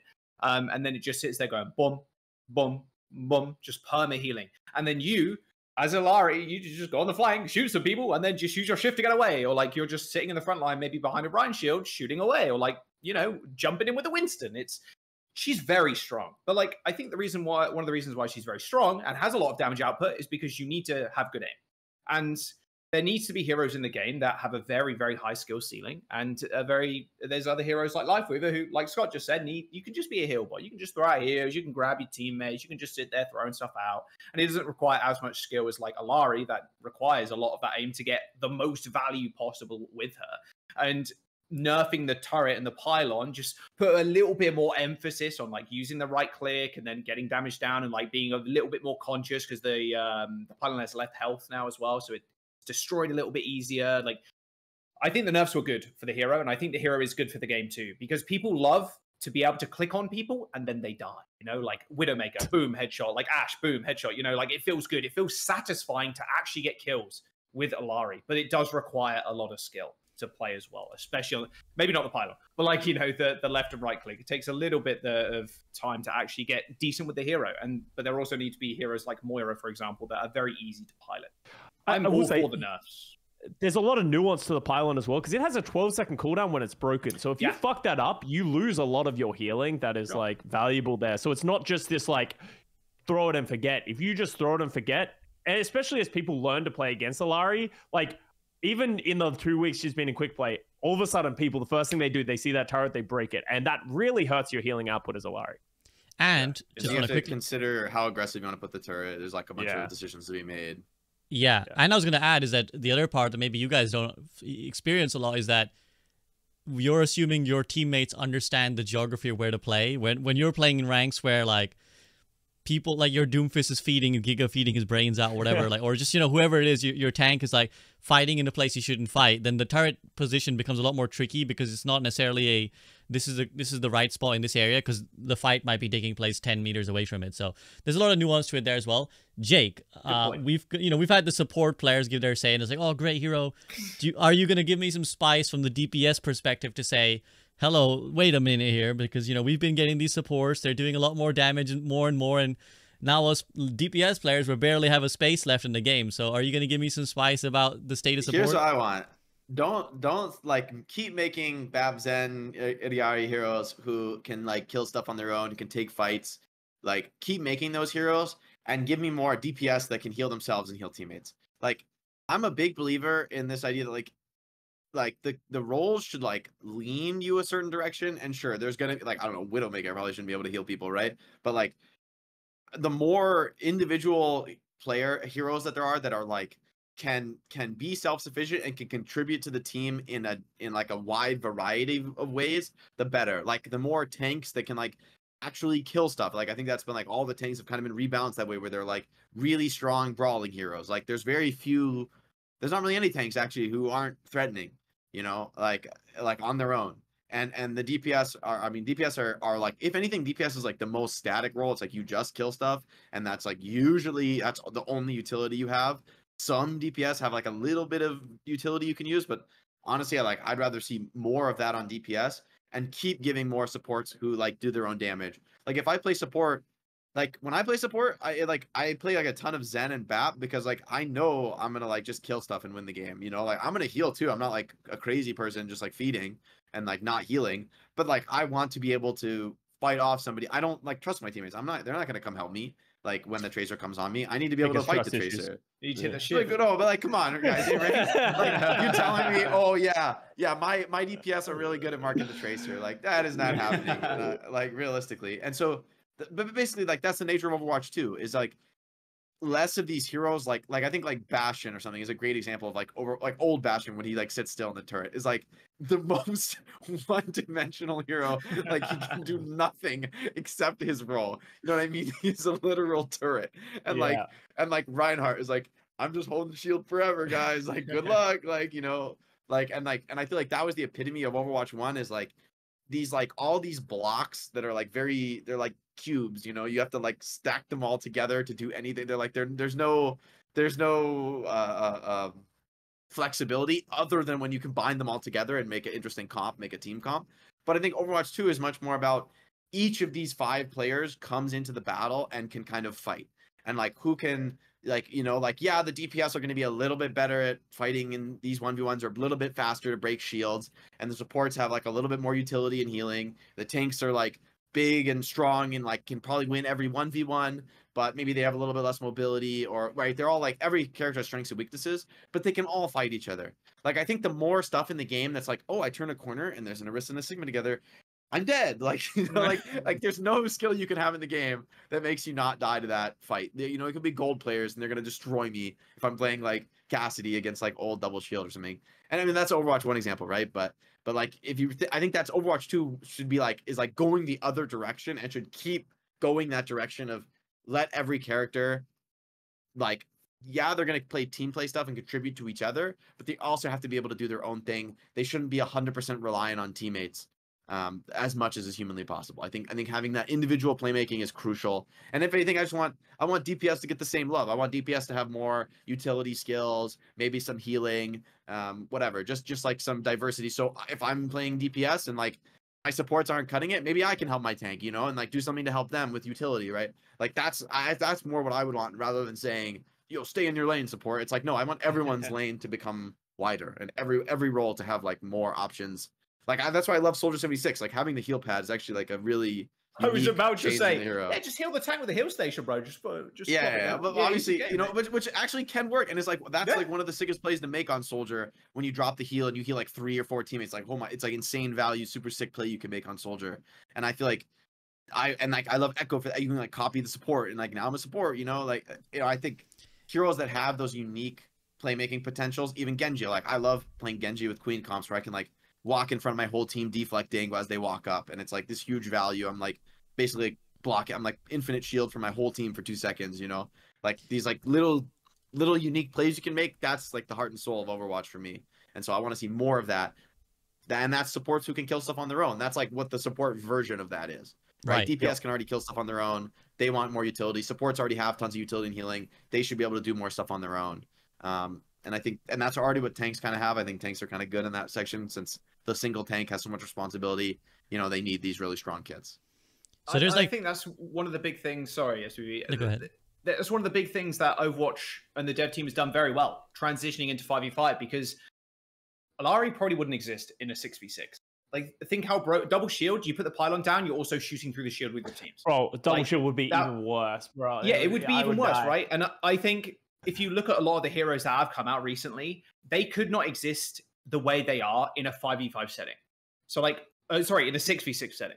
It just wouldn't really make a lot of sense. And like the amount of freedom that the devs have in creating these heroes that do have a lot of damage and a lot of healing, like Illari, requires a lot of skill there with the aim and stuff. Like those kind of things just aren't really possible in a game that requires 2 tanks, 2 DPS, and 2 support without a role lock, or just, either one by themselves, like imagine if you could run 2 Illaris on one team. Double pylon on the floor over there, and then the rest of the team is just chilling. And then you're just like boom, boom, boom, just like one-shotting people with 2 Illaris, like looking at one person, So the ability to have this much freedom and like creativity, honestly, and you got to give this the devs some props here as well. The creativity of some of these heroes is just crazy. Like it's really cool, and like how diverse they are too in like their skill sets and what they require and what they do comparatively to their other counterparts on that role. And like, yeah, I like Jake's idea. Yeah, I've never really thought about it that way. Just give maybe DPS a little bit more utility to help the rest of the team out, And I like the direction in which they're taking all these heroes. And I like how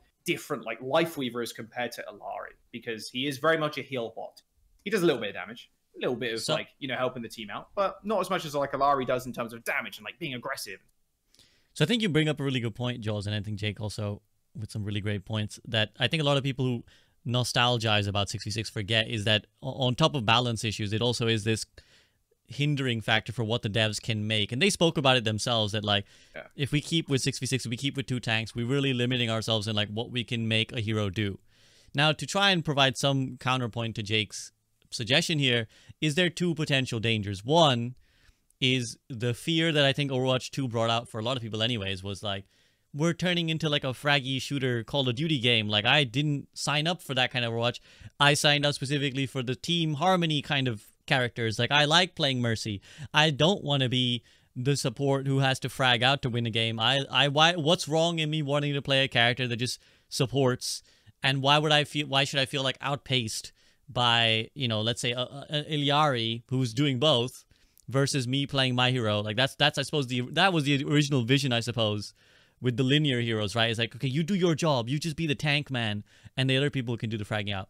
The other danger is a potential homogenization of the heroes, right? It's like if every hero is like, okay, they do damage and they do healing, and the DPS they do damage and they do healing, and support. So it's like, where's the uniqueness coming? I guess I can counterpoint myself and say there are still uniquenesses within that. You can still have one character to deflect, one character has a hack, one character has a healing station or whatever, right? So there's uniqueness within that, but people might argue that there's a homogenization if like all the characters are kind of doing a bit of everything. So Custa, you haven't spoken in a while. Do you have any points you want to add to this discussion? No, I actually really like that idea from Jake. I've never really thought about that of like, let's just sort of like, you're kind of like blurring the lines a little bit more. I think maybe this is a fucked up thing to say, but the idea that like people are like, oh, I just want to, you know, play Torbjorn and play it like, you know, hitting a turret in a corner. Like, I kind of just like, go play Team Fortress 2 then, or something like that. That's where the lines are very linear and everyone has like their specific role in a lot of ways. But like, there is a percentage of people that want to play that casual, very simple game and just show up and have fun. And like maybe Overwatch is losing a lot of that. But at the end of the day, most people don't want that. Like I think that would be a minority of people that just want to like do this little thing. And there are heroes if you still want to do that. And I think it's important they keep releasing those heroes. When they released Lifeweaver, they said, yeah, we understand this isn't like a sexy hero for a lot of your competitive players, but we understand that we need heroes like Lifeweaver, like Moira, like that, who are in the game to just be a simple, here's how you play the game, and you just go forward. So you need to please a lot of different people, and I think that's what they've been doing really well so far in Overwatch 2. And I think DPS players probably feel like they're missing out the most because they have such a huge roster and they're trying to keep everyone, like catch everyone else up. That's why feels like we've had so many tanks and supports just in Overwatch 2. So I'm kind of curious to see the first DPS character that they really release in the Overwatch 2 sort of like formula. Besides Soj, you mean? Or yeah, besides Soj. Like Soj is cool, but Soj is cool, but she's also pretty simple. Like she doesn't do as much stuff. Like I kind of want to see what they're cooking like when they do something different and unique with a DPS hero, where like they can create, May, you know, when they give them something unique, a unique ability and stuff like that. So I'm hopeful that I think they're going in the right direction, and I don't know, maybe this is a hot take. I think the game's fun right now. Like I honestly enjoy playing it. Like God, I'm not gonna lie. I have to come clean. About 2 days ago, it was like 9 p.m. I was bored at home and I was like, you know what? I'm gonna go play some quick play. And I played some Illari and quick play. And I was like, bro, it's been years since I played off stream in my own time to have a little bit of fun. So like I think the game's fun.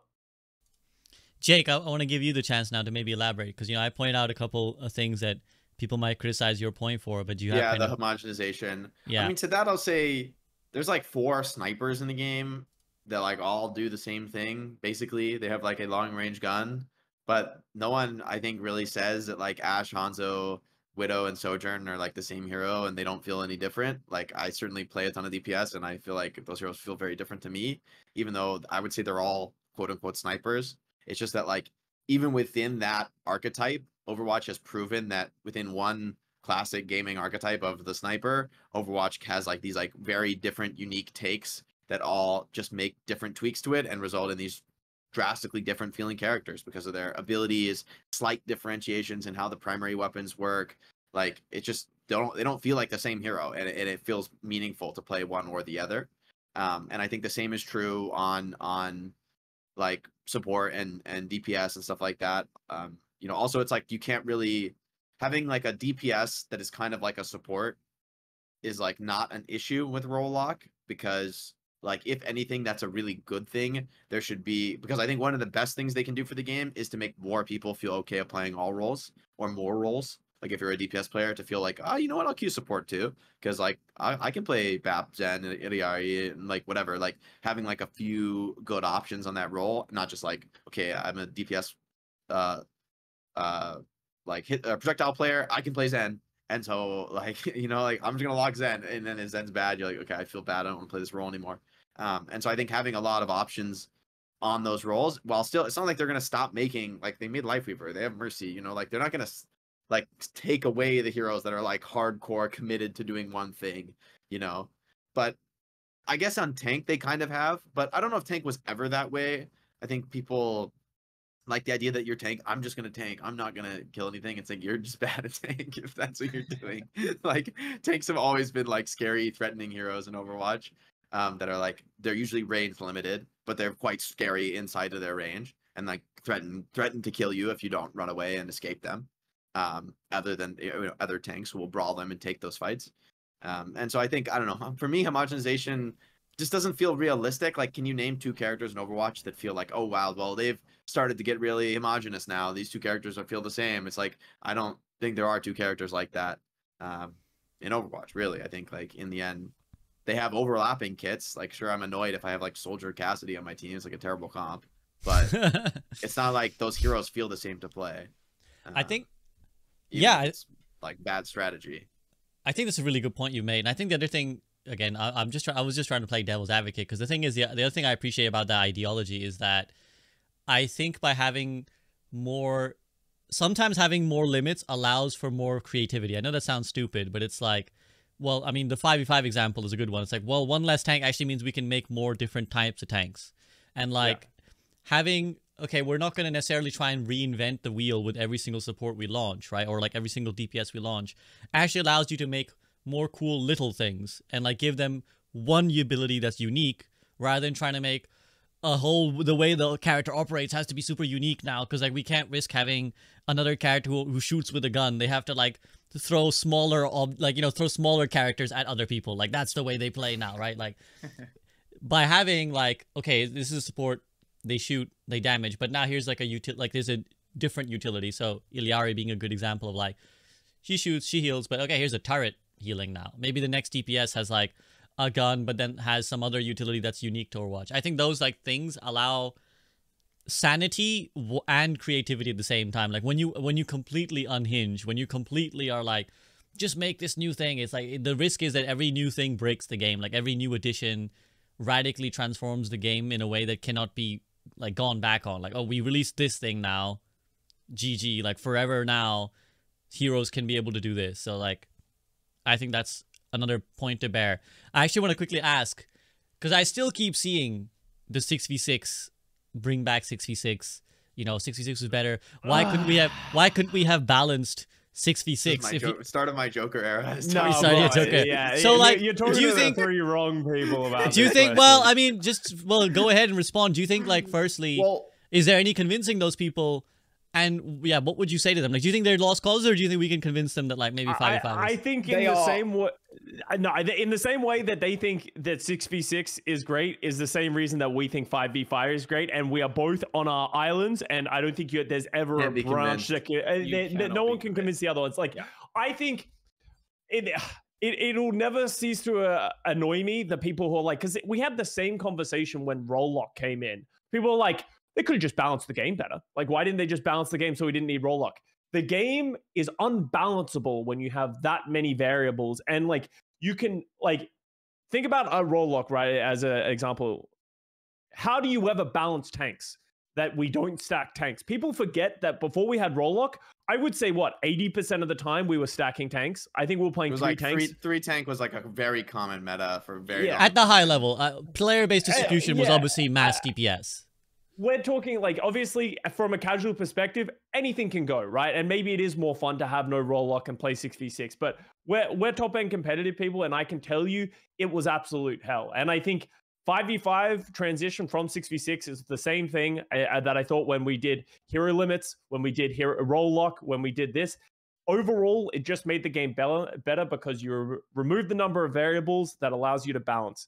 When you have two tanks, every time that any meta ever came out when we were in 6v6, it was almost always defined by the two tanks that are the strongest at the time, and then everything else was supplemental to those two tanks. Double shield, Ryan Zaya, all those types of things. That was really the issue, and I think you were never going to get around that because the ideas of tanks in a game like Overwatch, as Jake said, you either make them completely useless, that makes them terrible to play, or you reduce it down to one. You can't have both because tanks are kind of overpowered in a lot of respects with what they have. And if you added two of them, then they're just never going to be fun because you couldn't balance them in any meaningful way. Yeah, I think this is an interesting topic where one thing I think, I hope this convinces people. I don't know if people are really interested in having a discussion or thinking about this critically, but part of the reality with tanks is they all do AoE utility, right? Like that's literally all of them. That's what they do. Well, in Overwatch 1. In Overwatch 2, it's like, I guess like Orisa kind of does it, whatever. But Overwatch 1, you look at all the heroes. The common theme on every tank is like range limitation and AoE utility. And so what do? We're like scary when you're close to us, but if you're far away and you're maneuverable, maybe it's harder for us to play. Right? That's like the tank strength weakness thing. But the problem with AoE utility is that it scales on more AoE utility. It's like an exponential scalar of itself. So if I Diva Matrix everybody who fits inside of my diva matrix is like being scaled by that, right? Like because I can matrix 2 players, I'm blocking. These 2 players can't take damage from hit scan and projectile, whatever the stuff diva matrix counters. Then I'm doing like that much value. But if I matrix 6 players, I'm doing 3 times the value. And when my Rhine Shield blocks 6 players, I'm doing, you can't shoot anything except my Rhine Shield. And when my Zarya bubble blocks 6 players, you can't shoot anything but my Zarya bubble. Like, yeah, and so you create this inevitable balance flaw where like the only way to deal with these certain AoE utility stacks is other abusive AoE utility stacks. Heroes like Bastion is like the theory, and like they tried to patch Mei to like cleave people, and Reaper to have lifesteal as like this sort of like maybe this will counter all this stacking stuff. And the reality is that it's just hopeless because it's like even Mei, okay, well I have a Rhine Shield, you do nothing. Okay, Reaper, good luck lifestealing on me. You're shooting shields for 10 minutes. Like there was no way other than making a DPS that just like, I don't even know what kind of absurdly overpowered stuff you put into the game to like one-shot a stack of like 3 or 4 tanks standing on top of each other. I mean, like what possible balanced ability can deal with 4 tanks standing on the objective, pushing you off the objective? Even if they can't kill you, they just cap and cap and cap and cap. And then they pop 6 ults at the end of the point to finish you off. Like there's like, from a balance perspective, there's the reason people have nostalgia for that is they're like, I miss playing Winston Zarya. Yeah, because it was fucking broken. There's nothing you can do about it. Like, what's the counter to Winston? Oh, it's like CCing him. Oh, well, how about now you can't CC him? Go fuck yourself. Like, you try to damage him, my Zarya kills you now. Like for every other hero in the game, other than like Orisa and Sigma, who are like, yeah, I'll break your Zarya bubble and then kill you. Like, the only heroes that could deal with these like broken tank combos are other broken tank combos. And that's why, like what Custa said is true, that the meta is always defined by the strongest tanks, the most abusive combo of tanks.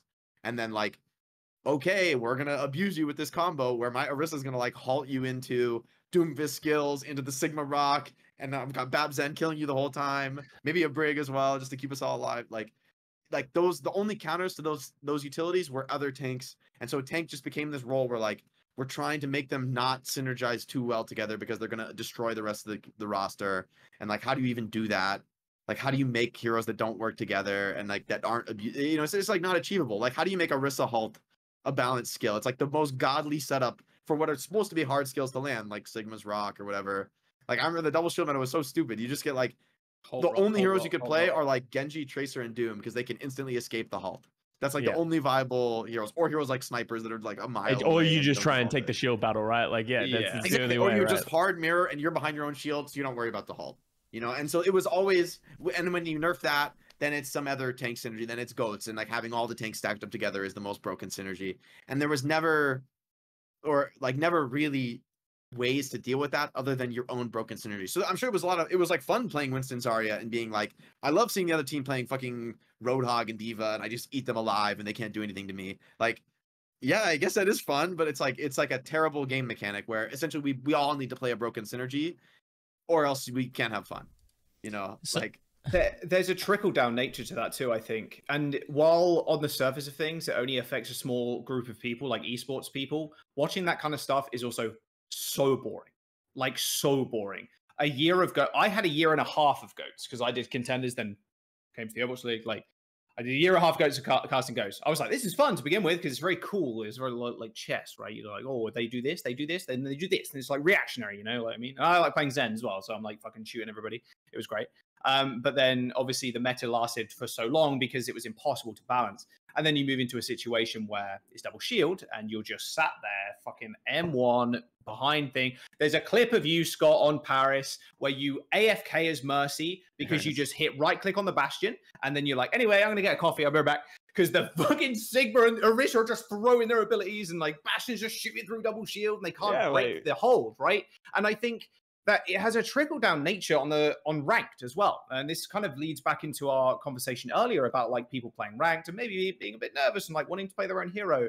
When you do get to the highest levels, the only viable comps are the strongest ones, are the broken ones. And then you have to mirror those comps. So if you were playing in Grandmaster, for example, back in when Goats was a thing, you had to play Goats. Because if you don't, you just lose. Because everybody on that team, regardless of how good they are, if they're around GM, they know the expectations of their teammates and they know the expected outcomes of using X, Y, and Z ultimate in this fight. And then you go to the next fight, you use this ultimate, and there's, again, it's a bit of you don't have to understand the strategy to like win with goats against other comps. You just like you just walk at them. Just touch the point. You don't even have to kill the enemy. That's the big problem. I'm on the point. What are you going to do about it? Exactly. And that trickle-down nature happens when players see this kind of gameplay, and maybe they are grinding ranked, but they're grinding ranked in the metal ranks. They're like, okay, I'm going to make it as this hero. Like, Genji's my favorite hero. Like, I'm really good at Genji. Like, maybe it's your one trick. And you end up moving up the ranks. And then you hit a brick wall where it's like, oh, I literally can't go any higher because I don't play D.Va or I don't play Zarya. Like, I need to be able to play these comps because this is the most broken comp, and it just turns into mirror matches within ranked, not even like esports. And then there's no diversity, so people get bored as soon as they hit a certain ranked, and they just kind of stop playing because it's like, why would I want to play goats every single game? I'd rather be, and using a modern example, like right now, I'd rather be in a ranked system where me personally as a support player, I feel like there's a ton of things I can actually pick. I don't have to just pick Zen. I don't have to just pick Lucio or Brick or D.Va. So there's every role. I think there's literally every role. Every role ranked is pretty balanced right now. I think the game is actually drastically more balanced than it ever was in 6v6. I agree. And that after like a first year of the game when no one understood the game, impossible. Just new broken thing one after the other. Exactly. And I was a big proponent of like, hey, just keep making new patches on 6v6, and we'll just make a new broken comp every 4 weeks, and then like, as long as we do like a big patch that like destroys the meta every 4 weeks, I was kind of like okay with that. Honestly, like who knows, maybe that would have been fine. But I actually think you say that the game's impossible to balance for like ghosts and stuff. I don't think it is. I think the devs just didn't have like the spine to do what's necessary and be like, like look at Brig. I mean, Brig, they did like, let me just, aren't you gonna have 200 less shield?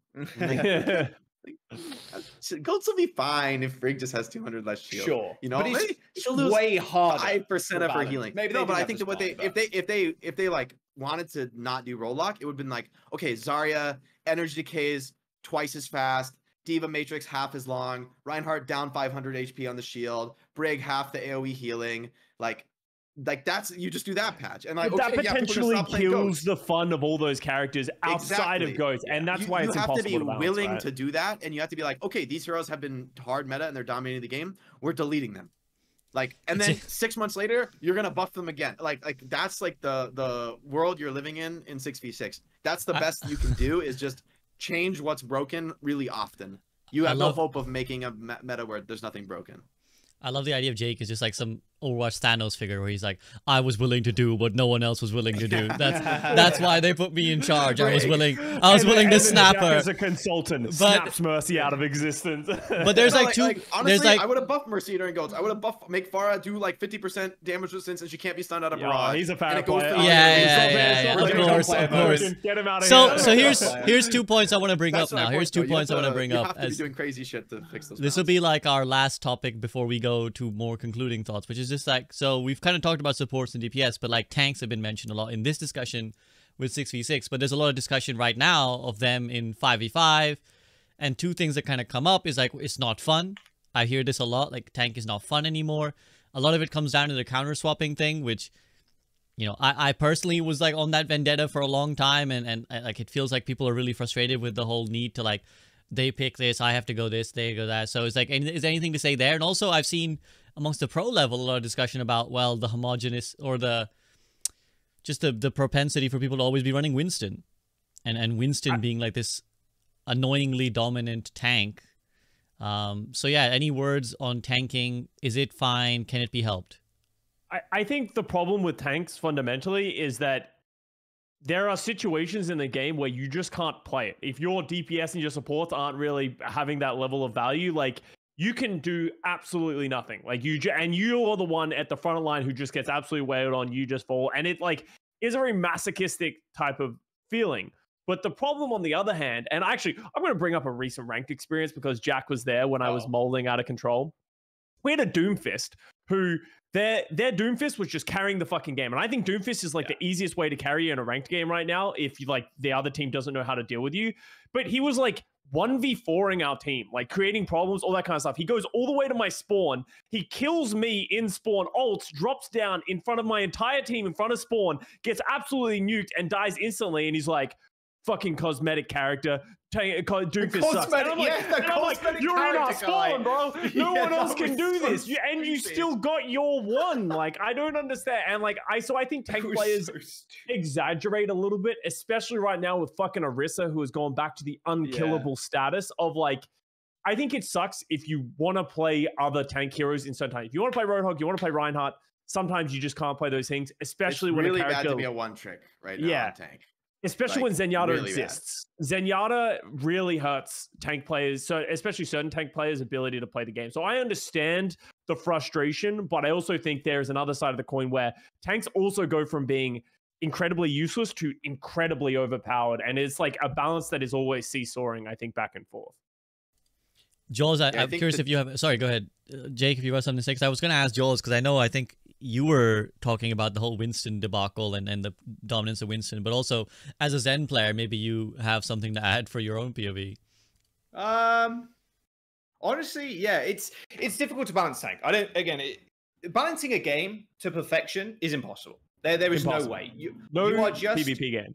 Yes, any PvP game like Apex or League or Valorant or whatever, right? There's no perfect way to balance a game, especially not when you have 3 different roles that do varying different, like a support does a lot of healing, damage does a lot of damage, tank, they absorb damage, but then also you need to do damage to and create space. Like, it's very hard to balance these kind of games because there are so many variables, etc. And while I don't think the game is ever going to be perfectly balanced, you can pick whatever tank, I think just having moments in seasons, because we get the big season patch and then we get the mid-season patch, where tank is very good right now, like at the start of season 6. Orisa is unkillable, but that doesn't mean I get to play Zen, and I get to shoot ahead sometimes and Discorder, which is kind of fun. But then Doomfist right now, even with those small buffs that he got, is very good. It's a very good character for carrying solo queue. Solo queue, funnily enough, it's not organized at all. Even at like the top levels, it's very much, if you can just carry, you can just carry the game. Like, that's fine. You can just go do that. So if we just keep patch cycling, and it's like tanks are very good right now, these picks are very good now, DPS is going to be very good, or supports are going to be very good. If we just keep having this kind of small mix up through the different patches, great. But when you do get to the pro level, and the reason why Winston is so good is because he is very versatile and he can survive a lot of damage, especially when you hit the primal, and like the ability to play around bubble, like pro players, people like Fearless are just Goosh Way, etc. Name any of the Winston gods. They're just so good at taking the character just such a granular level and getting value out of every single hit point that they have. Like, you're never going to be able to satisfy this kind of need for another tank to be played because they're so good at just eking out every small advantage. And maybe you should be balancing for the top end and maybe nerfing Winston a little bit, but for the greater good of the game in this sense, you don't really want to nerf Winston too much, because then, well, a lot of people that just enjoy playing Winston, when they jump on every now and then, like, it's gonna feel a little bit bad. But again, just patch cycling, I think, is going to be the best way to solve these kind of things. I don't have a problem with Winston being very good, but I know a lot of the pros do, because we've had Winston for so long. But I don't think I've seen a Winston in ranked this whole season. No, it's Doomfist. It's Doomfist in Orisa, because Orisa doesn't die. Jake, do you feel like, I mean, do you agree with these points, and any last word on like tanks before we move to concluding thoughts? I think the challenge with tanks is twofold, where it's like, or rather it's like you're going like 2 ways on a spectrum, and you can't please people inherently with the nature of the spectrum. And the spectrum is, how balanced are the tanks? If the tanks are actually pretty balanced in terms of like, they're pretty like they're like, none of them feel much better than the others, and in general, if the heroes are like that, then that will create an environment where you counterpick each other. And like, I think that's like it seems to me the #1 complaint I hear from tank players. Oh, we're just counterpicking each other. It's so boring. And it's like, yeah, that's because they're kind of balanced. So like, the tanks that are good against each other, you would play them, right? Like, if you want to win and the enemy goes D.Va, maybe you should go like Zarya, or like heroes that interact favorably with D.Va. You know, like I like playing Doom and Zarya against D.Va. You know, like. So my point is that the idea of like, oh, we just counterpick each other over and over again. Okay, that means the tanks are kind of balanced. If you want to not counterpick each other over them, let's make Orisa OP. You just don't switch Orisa no matter what. Personally, I feel like playing ranked. When I play against Orisa, I can play like Sigma or Zarya and just like outplay them and just do more damage, which is like kind of like counterpicking the Orisa. If they go on my teammates, I'll bubble them. Like it feels really easy to win that matchup, honestly. And same for Sigma. I just like stand there and poke trade. But I also have to think about all the players on their team. Like if they're on Orisa with full dot with like or full poke heroes like Babs N, I might have to play Doomfist and like try to carry that way and go on backline because my team has bad picks and I can't do like a poke mirror.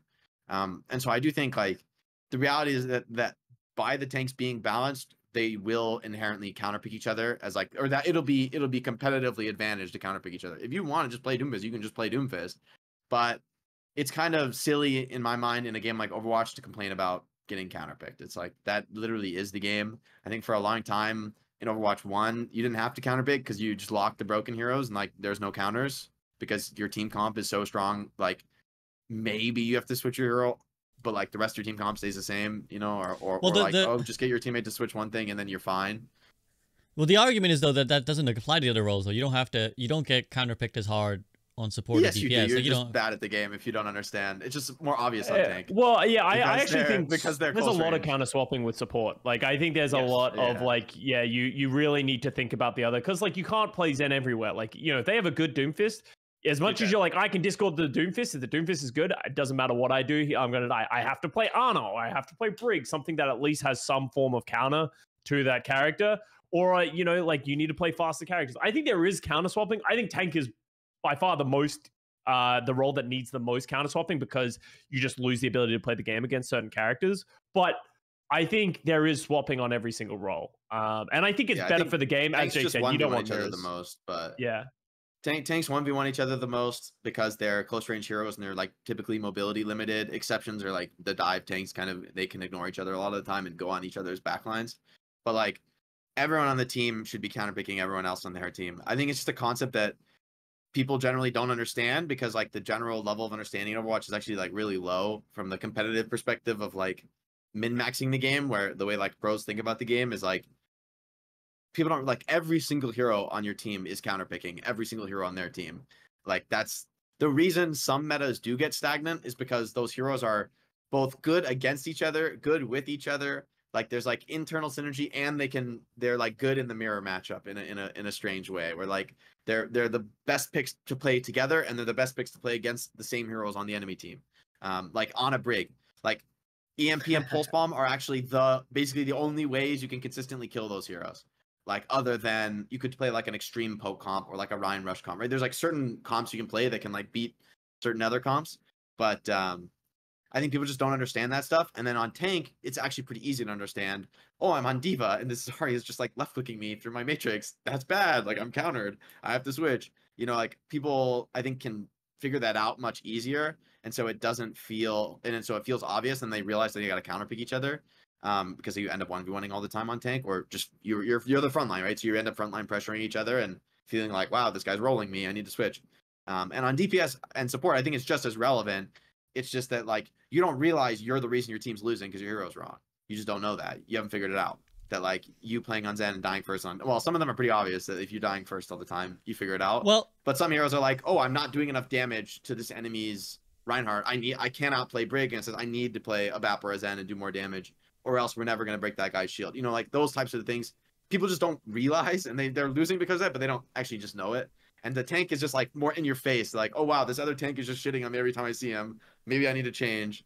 So if anything, it's the same across every role. It's just that it's actually obvious on tank, and so more players are aware that that's the reality of the game. But if you watch, like, I don't know, when I play the game, I'm like mad all the time when I like either I'm like having a better team comp. Cut the quote. I'm mad all the time.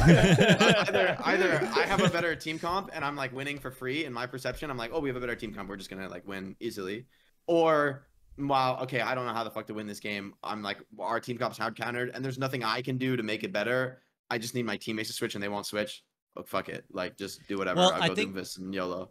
The point I was gonna bring up is I think that like what you're saying is correct, but the perception in many ways can be as good as the truth, because if the other players on your team don't recognize that like they need to swap too, and they like, I think a lot of the tank players, their frustration comes from the fact that everyone in the lobby knows the tanks are the ones getting countered, so they also blame them the most, right? So they get the burden of like... People think about the tanks on a 1-to-1 level, and they don't realize every hero is actually on a 5-to-5 level, and it's just like the most obvious for tanks. So maybe the tanks feel like the blame and the social pressure, but that's actually the way the game is for every hero. Other people yeah, but like I think the thing is like, you know, the whole swap X. I just think that experience of playing is probably the worst. Even if the other roles should, if they were going to optimize, be counterpicking too, they don't do it. And so the experience of playing is, well, okay, they're doing this, so I need my support should swap to Kiriko right now. Oh, they didn't. I'm getting fucked. I'm on the right pick, but I'm getting fucked and blamed for it because the other people won't do the thing that's needed to do. So it's like, I think that feeling of like, I'm getting fucked and nobody seems to care and want to help is what the frustration of the tank player is, probably. I think we've all seen a Lucio player who's like red at Lucioing and he has a lot of damage and very low healing, and then they're like, tank gap. And you're like, bro, you healed me, or you went something useful, then we would this would be like a problem. And that sort of it. It's like people don't really look that many layers deep all the time. It's just my tank's getting owned, but don't think about the reasonings why.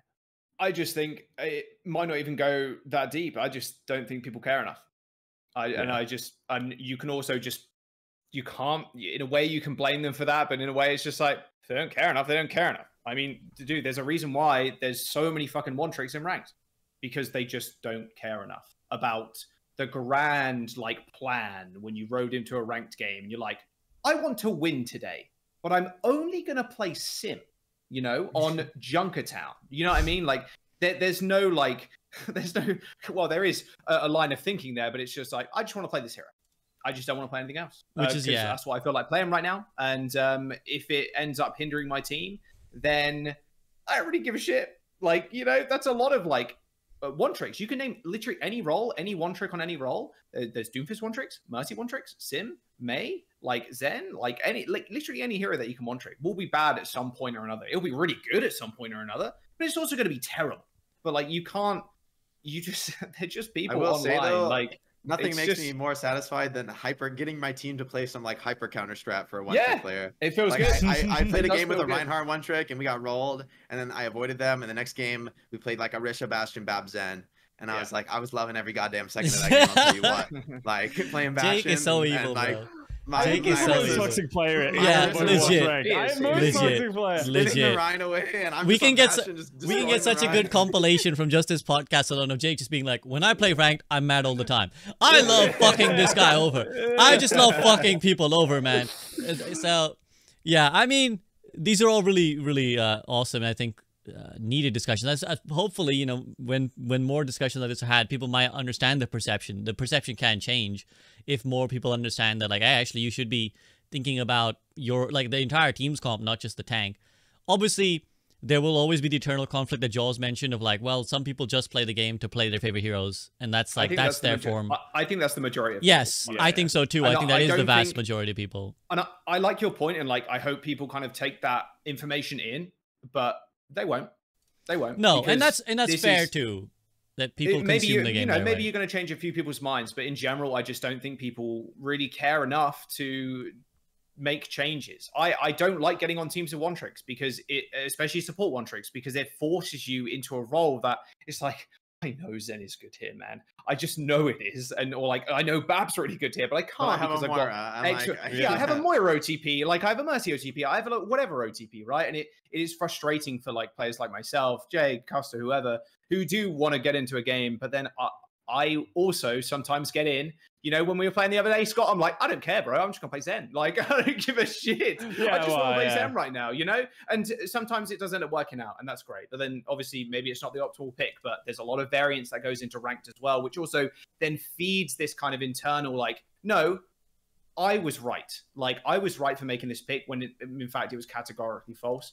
I just don't think you can ever load into a game where like a problem since the beginning. Yes, like, it's never changed. Yes. Some players want to like play an optimal strategy that is like, this is a good map for a rush comp, guys. Let's go rush comp. And you're like, no, I play Pharaoh only. And it's like, okay, well, if that's a valid way to play, then like why can't I just grief every game I'm in?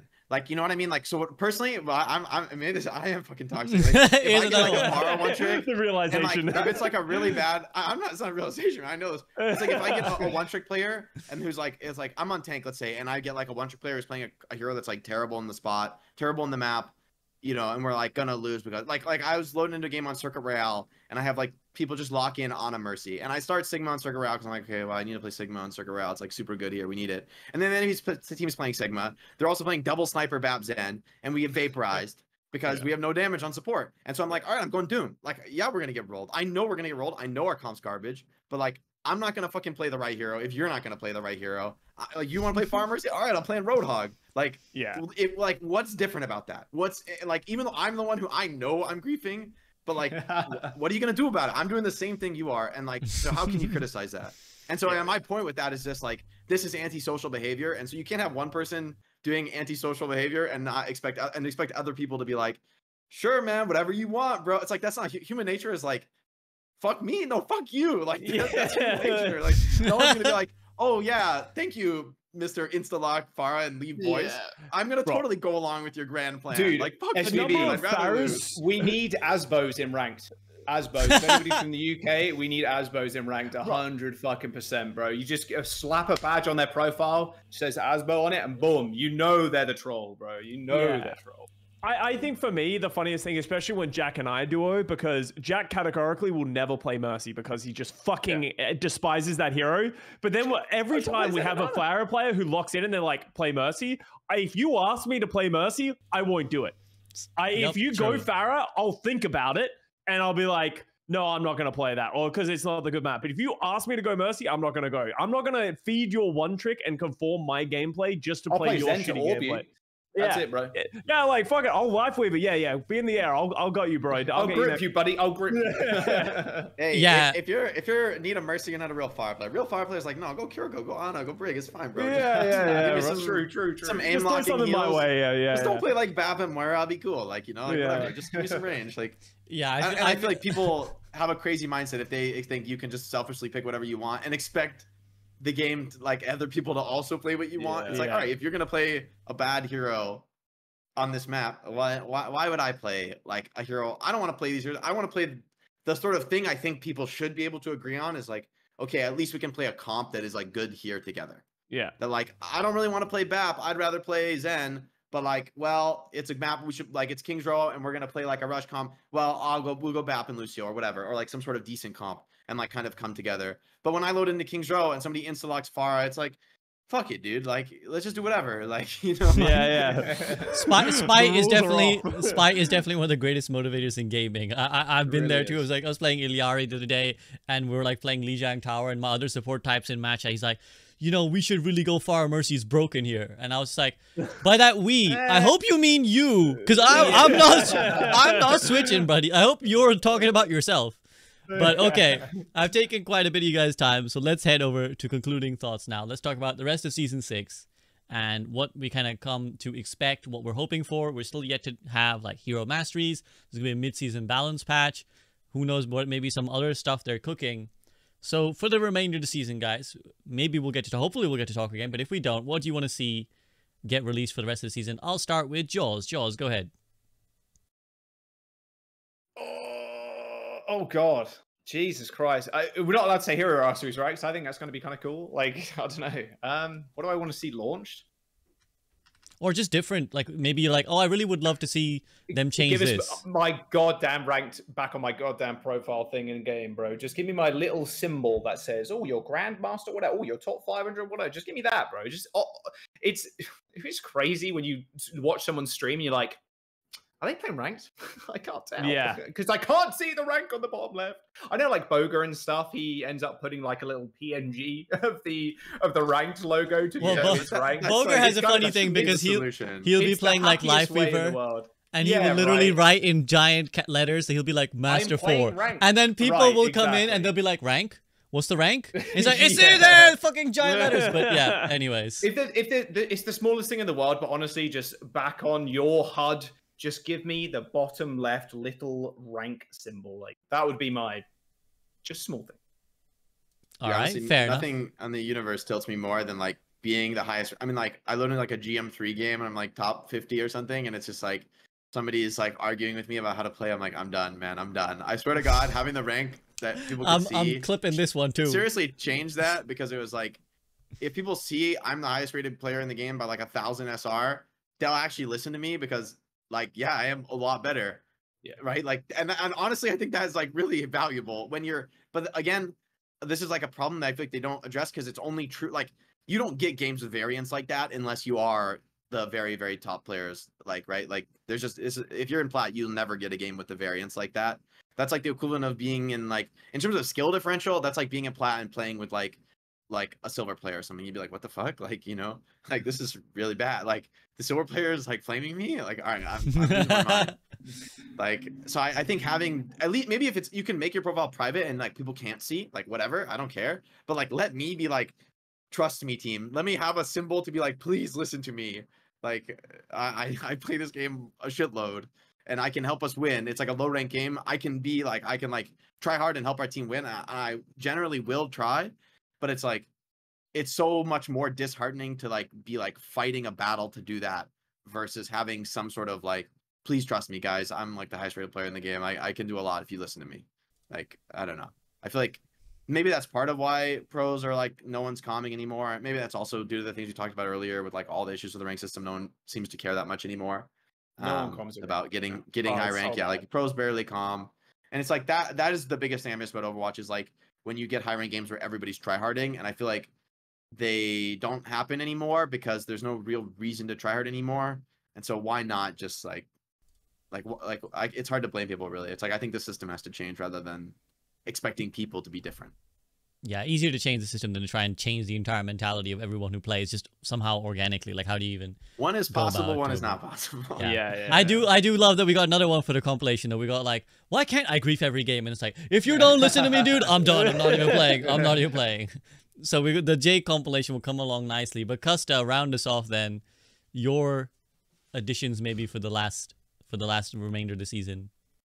I don't think we need any more additions for Season 6. I think Hero Mastery will round it out well as long as the mid-season patch is in the right direction. I think that's huge for the game. And I think if this Season 6 becomes a staple of every 2 to 3 seasons, and then you fill that with like a map and a hero here and there and stuff like that, I think the game's in a great state. I think this podcast is a great example that, especially probably with other people that you usually bring onto this podcast, is like, we're very hyper competitive, top end focused. And you can see there's a chasm between what we want and what the lower ranked people want, and that we're never going to agree on any of the things. There are middle grounds, and I think that's what the developers are trying to navigate through and trying to please both people. For me, the one thing I'm looking forward in the short term that I want to see change is the little things that Jack's talking about that I think almost everyone could agree to. Let us put our badge in the bottom left. If people don't want that, add a setting on the fucking accessibility tab that just says, don't show my rank when I play ranked. There's like a million little things that can be done there that would improve quality of life in the short term. Even just this hero progression system, it's a cool fucking thing. I don't care about these numbers at all, but I finish a game and I see my numbers go up. I'm like, ooh, I played this much of this series. Yeah, like it's like, ooh, numbers are going up. Like, this is going great. Just keep adding shit like that. Keep giving people incentive to play the game, and the people will come back. The game is healthy. It's alive. It's doing well. Keep the truck rolling. I think Overwatch 2 is going to be around for many years to come. Well, great. Lovely to hear that optimism. I'm glad to hear it, and I'm glad to see all you guys are sort of happy with the game, happy with its directions. There's certainly a great turn from the dark days that we mentioned, like, you know, the one point that it was towards the end of Overwatch 1, where it felt like everyone was miserable and waiting for the sunrise, and maybe it came a little bit later than we thought, a year after the actual early access release of Overwatch 2. It seems like the direction's really good. Season 6 seems to be a really good turning point. And yeah, I mean, I think the developers are looking to kind of have more seasons like this. Obviously, every season can't be Season 6. There's going to be a down season next time when they don't release a hero, or maybe they don't have so much cool stuff for us. But yeah, hopefully, I think that's how free-to-play games work anyways, is that they can't always have huge hype moments. It's kind of like periods and bursts where good stuff is happening, people come back, they play the game. If they enjoy it, they stick around. Meanwhile, some other game pops off for a bit, they go try that game. It is the cycle that I'm sure they accept as the inevitable nature of free-to-play games. But hopefully, long may Overwatch's rise continue. And on that note, thank you so much to Jake, Custa, and Jaws for joining me today, giving me their time. Please do go show these guys some love. Go listen to Plat chat as well, and yeah, go sub to Jaws and Custa and Jake, and make sure you don't pick the wrong hero in Jake's game, or he will grief and throw it. Yeah, bro. Yeah, yeah. Just avoid Jake if you don't want to get flamed. Yeah. So thank you very much, guys. Have a great rest of your evening, and peace out. Thanks for joining. Peace.